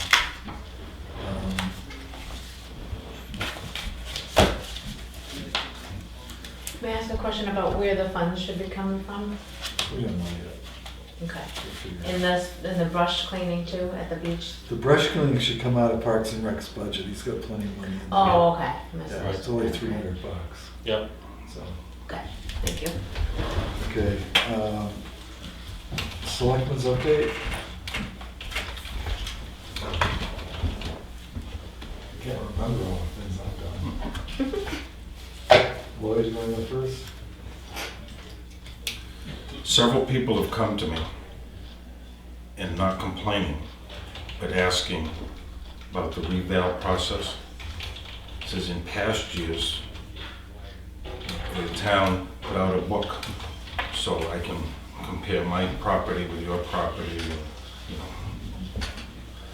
And there seems to be a theme that the selectmen refuse to do it because it costs too much. I don't ever remember having a conversation about putting a pamphlet out or a book out, do you? No. It's all available online. Yeah, it's all available online. Maybe a brochure on how to access it would be handy. Right. And again, these were informational and asking questions. It wasn't a bunch of people complaining or criticizing. I don't remember a book. being I've gone back through the asked. minutes for a year. And I don't remember that being part of the discussion, so. Okay. Yeah, I remember there was a discussion when I was a selectman before, when we were doing a review. Mhm. And it wasn't actually a book. But there was more paper involved. Now we have everything online. It's a lot easier to decide. I couldn't even find where it was discussed. It was Yes. discussed. Okay, thank you. Bill? Couple of things I'll touch on. The work on the watershed plan is proceeding behind the original anticipated schedule because the original consultant that was doing the work, once they got into it, it became apparent that they weren't doing it in a way that satisfied the program administrator, so they relet the contract, got it going. It is progressing.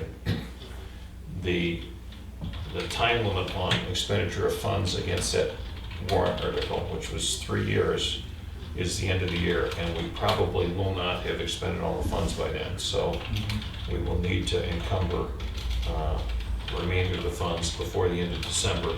I had a conversation with Diane the other day, and she reminded me that, you know, we need basically something that shows that we're committed here. So I reached out to the Lakeland Psyche Association, made it known that we need a document that shows that there's going to be this additional money required once the work is completed, and then we can encumber against that.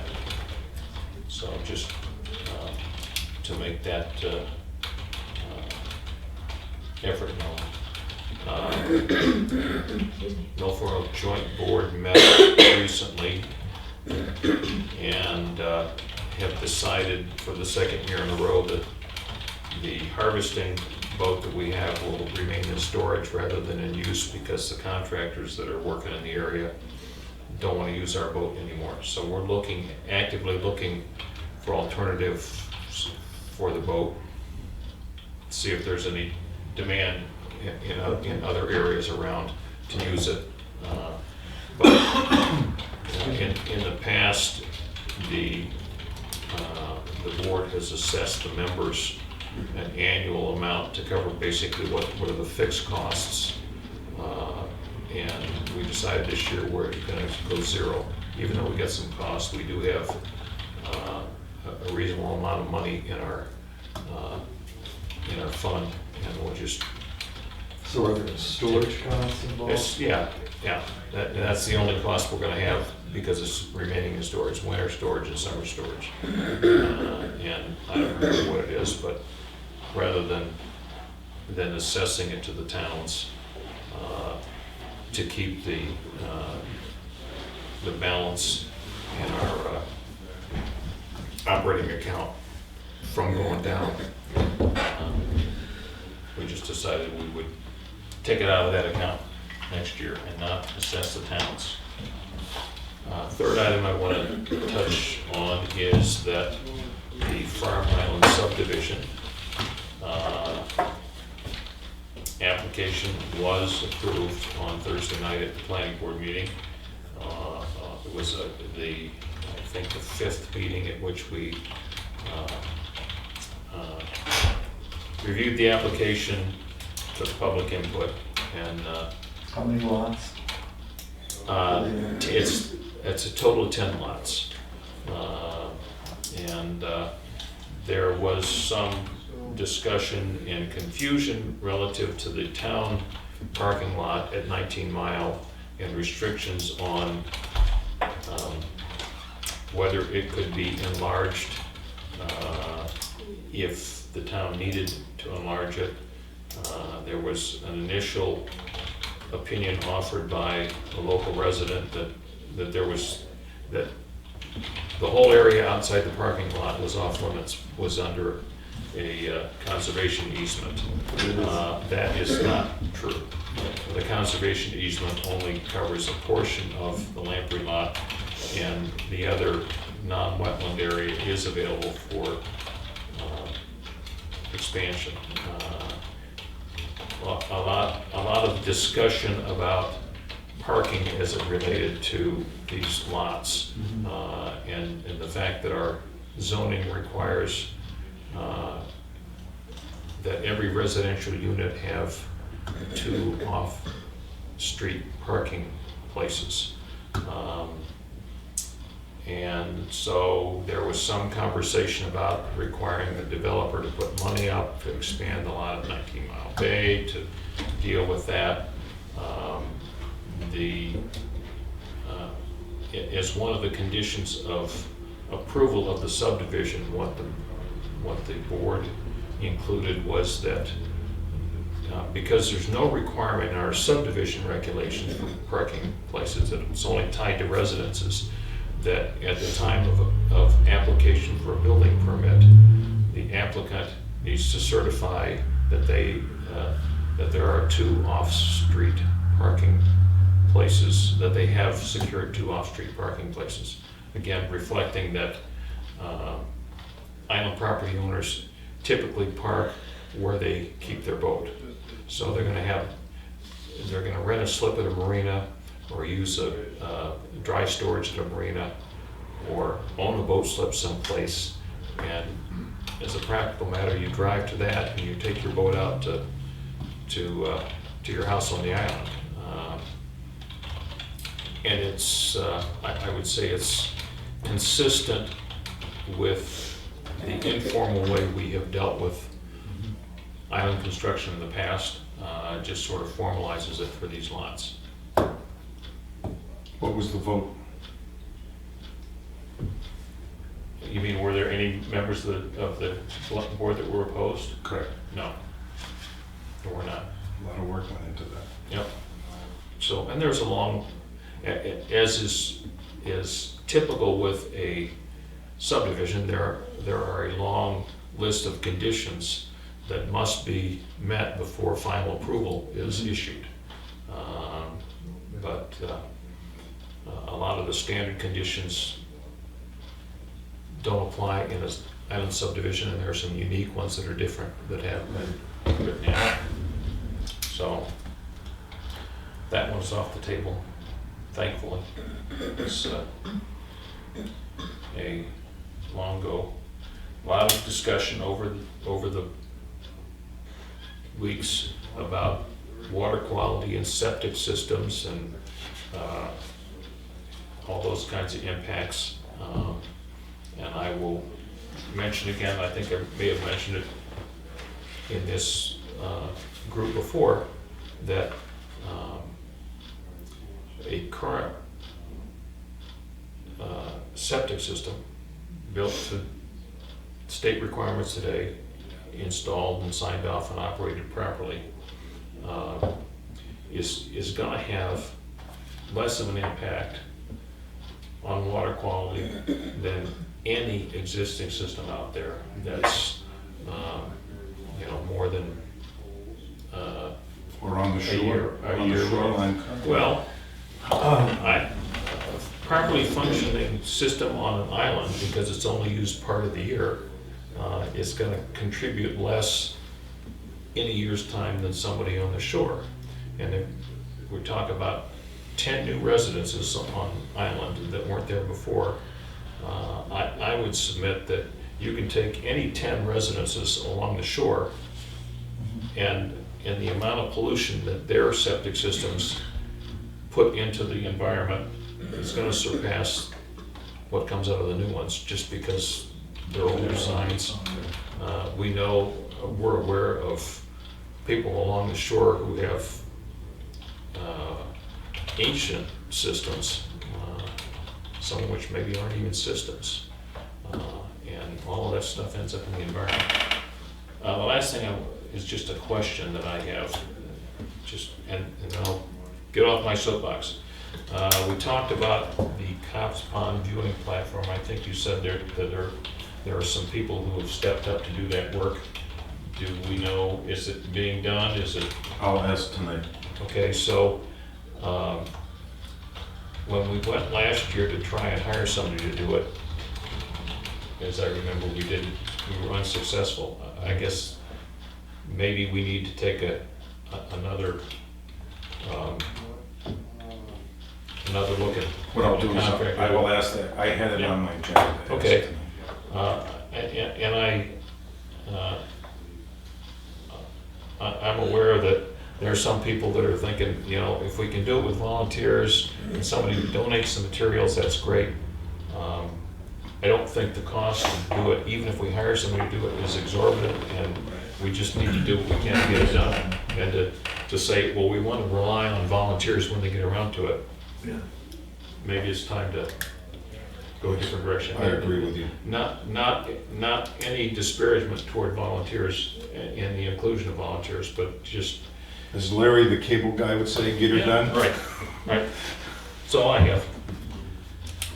Okay, we've got and we're gonna share it with the planning board, but SB 152, I don't know if this is passed, but it concerns the requirement to have a third-party engineer inspect the engineered portion of your subdivision, so it would be the road, at the developer's expense, and this seems to change that expense to the town. And I think that's a bill that's in the legislature, is not passed, and it was, yeah. If it does pass, we need to restructure our fee schedule for the planning board. Somebody's gotta pay for it, we're not gonna put it in the town budget. So it has to become part of the budget that the developer pays in an application fee. As I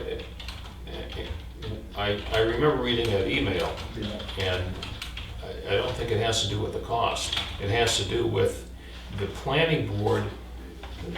If it passes, then the developer does not have to accept a third-party engineer reviewing his work. He can certify that it's done to the plans. That's the whole motivation of this thing, which obviously benefits the developer and puts the municipality at a disadvantage, because there's no, Well, I mean, There's no opportunity to section check. 3, a planning board retaining services under paragraph 1 or 2 shall require detailed invoices with reasonable task descriptions for services rendered. So I guess I'll read the italics, maybe that's it. yeah. So maybe I A misread signed it. certificate from a New Hampshire licensed civil engineer stating that the project was built in accordance with the plans approved by the planning board. The board may require that the certification be based on inspections at specific stages during the construction process. If the plans approved by the planning board were prepared by a New Hampshire licensed civil engineer, the applicant may provide a certificate for that engineer. Otherwise, the planning board may require the applicant to reimburse the board for expenses reasonably incurred in obtaining third-party inspection during the construction. So, yeah, it's kind of a back-ass way of saying that if they've got a licensed engineer who has designed the project and is inspecting the project, that the town doesn't. Never a good idea to have the same guy inspecting it as designed it. No. And never a good idea to have the same guy sign off on it as the guy that's actually doing the work. Correct. Well, it's never a good idea for the guy to sign off on it who's getting paid by the developer. Right, You know, here's an extra 20 grand. Right. Sign here. right. So, yeah, bad law is always easy to pass. Hopefully it won't pass. I did meet with Tyler. I think I reported last time that I met with Tyler on the Governor's Council with regard to 19 Mile Pier. And we're moving forward on We doing are. the I test actually- borings and that sort of I thing. actually talked, or sent word to him to continue his effort to get that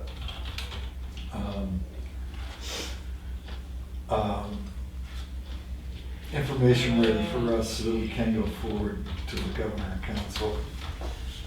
We went to the, You spoke with Mr. Pelletier. I did. Did I not report on that? You did, yep. Okay, yeah. Also met at the library construction site for the construction meeting. We all heard that they voted that they're gonna put a new roof on the whole place. It seems to be moving along. Some parts of it seem to be moving a little slowly, but I guess they're gonna get the job done and it's not gonna run over budget, hopefully.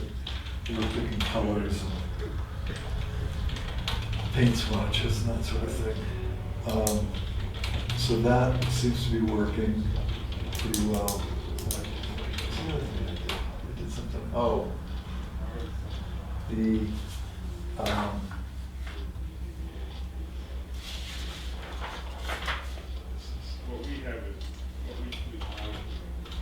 the work at 19 Mile Bay is going on, we've talked about that.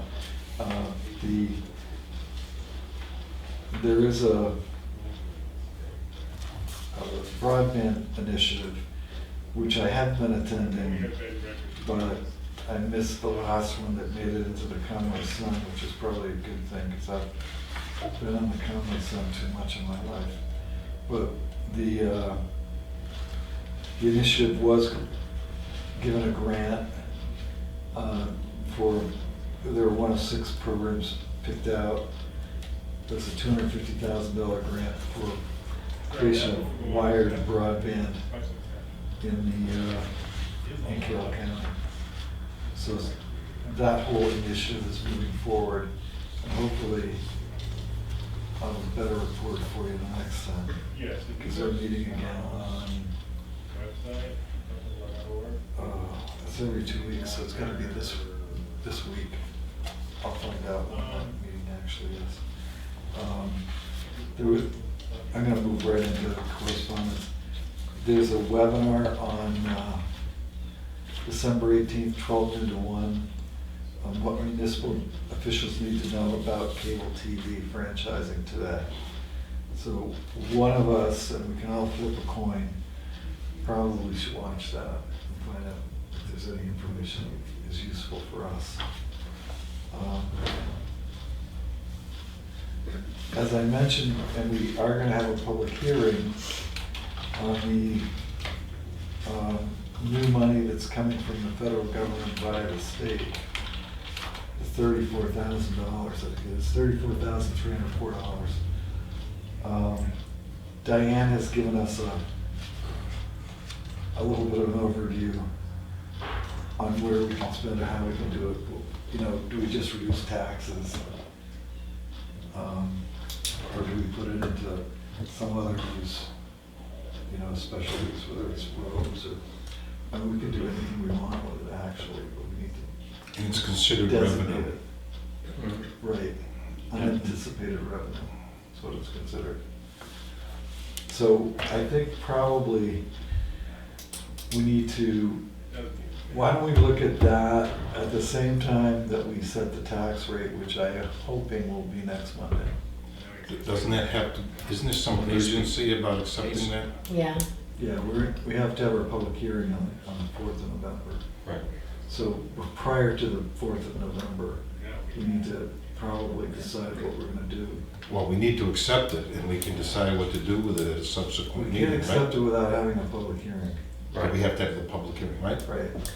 Diane said to me that, and it's your meeting, just so you, I think I was gonna say, meeting Friday, just so you know, this Friday, not Monday, but, Okay. for Diane to work with setting the tax rate, she needs to tell, and if she's asked if you could let her know today, what portion of that amount you'd like to use, if you're gonna use any, to offset the tax rate, because that, she can tell DRA that, which will move them forward with giving the proposed tax rate. Normally, we end up with a worksheet that has all this stuff on Right, it, and and you go then on we the decide computer. what we're gonna apply of I can ask her to come undesignated in. fund balance. Yeah, I'm not gonna tell, I can tell DRA we're not gonna put any of it against the taxes. And that's what she needs to know, I guess. But we need to, we're not gonna, I know what you mean. they I don't know- get to set our tax rate. That we helps set the them tax rate. calculate, yeah, I know what you're saying, they're So- suggested or whatnot. I can ask Diane to come in and talk about it more if you like. Or let's make it a point of, we can't do it today anyway, and I'm wearing myself out. Let's say Friday morning, she's on the agenda. Okay, sure. And let's figure out what she's gotten from DRA and what we can do about We getting need the to tax rate do it set. Friday, because I'm out of here next week. And Yeah, we need- so And we need to get we'll this thing. act on it Friday. Yeah, Okay, yeah. So act on that Friday, okay? all right. Yeah, any other business? Public input, Not that I You can want remember. public input? Go ahead. first one's for Lloyd. Several years ago, the town did put out a pamphlet, a book, of all the towns, people's names, lot numbers. I still have one at home, just to clarify the fact that once upon a time we did. Now that it's online, anybody can access it. This is just a comment for Bill. I've been to the Farm Island, obviously, it's on TV. One of the things, you know, is, when is a subdivision not a subdivision? Can a developer just turn around and say, well, I just got 10 lots, I'm just gonna build them sporadically?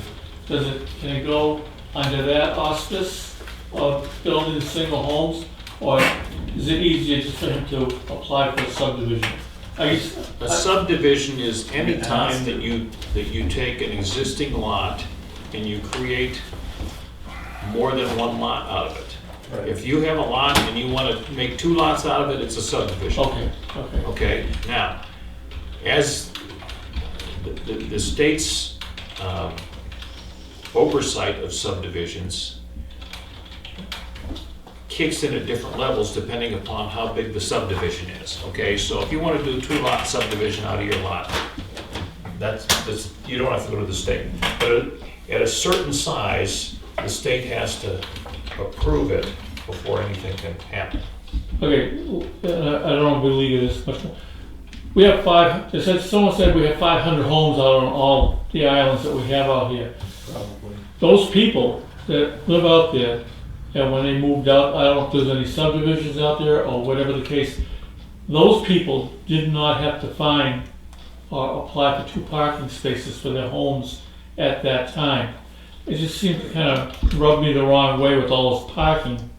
That was, these new lots, 2 cars per lot, the other 500 people, It's a requirement, 1,000. it's a requirement of our zoning that they have 2 spots. Today it is, but No, it it wasn't was- in the past. When the marina, if you want to call it that, at 19 Mile Bay, became condo docks, they were required in that subdivision to create 2 parking lots for each dock. Okay, and So that happened back in the, that's why I'm asking the question. Right. Okay, thank you. So, Go ahead. we addressed it in this subdivision because it's a requirement of our zoning. All right, now, it's not a requirement for the subdivision, but it is a requirement when you build the residence, all right? So, somebody can get a waiver to that requirement, but they can't get it from the planning board. They have to go to ZBA to get a waiver. Lloyd, I'm aware of individuals that it's in their deed that I have to make 2 parking spaces on my property available for your lot on an island. okay. And I've known that for and years. the reason it doesn't come up generally is that we've got 2-acre zoning. You're gonna put a bunch of 2-acre house lots in. It's just assumed that those house lots are big enough to have 2 parking spaces when a person builds their house. So it isn't Okay. an issue. I appreciate the explanation because I stand behind the camera and I listen to this stuff, but I don't say anything, okay? It's not. Yeah. Okay, moving on, okay? I don't want to be here all day. Where is this broadband meeting held? Well, it moves around the county. It was in Wakefield, then we had one up in Albany, they had one, Tamworth was the last one, right? and I'll have. And the I'll have next to one find you're gonna out. look up. Yeah, I'm gonna have to find out. Okay, and last but not least, I was gonna ask Karen, this webinar, okay? That's where you can get on your computer and you can kind of join the class action, people listening to this thing. Is it, you need special permission to get onto that, or you need an invitation to get onto that? I was wondering that too, because it's from NHMA. I can ask. Okay, and I'll check in with you. There's usually a fee involved, and if it's through the municipal association, they're covering the cost. So I don't know how an average individual gets involved, but you could come in here and watch, I don't care. I just asked the question, thank you very much. I'm done. Okay. Anything else, gentlemen? We had a good time? I feel like I'm on a Seinfeld episode. Remember when we went to a restaurant? Yep. The guy parked his car and then he couldn't drive it anymore? Yeah, right. That's the way I'm feeling. Yep. What do you got? Okay, now where do we adjourn? I'll second that. All those in favor? Aye. Aye. Thank you.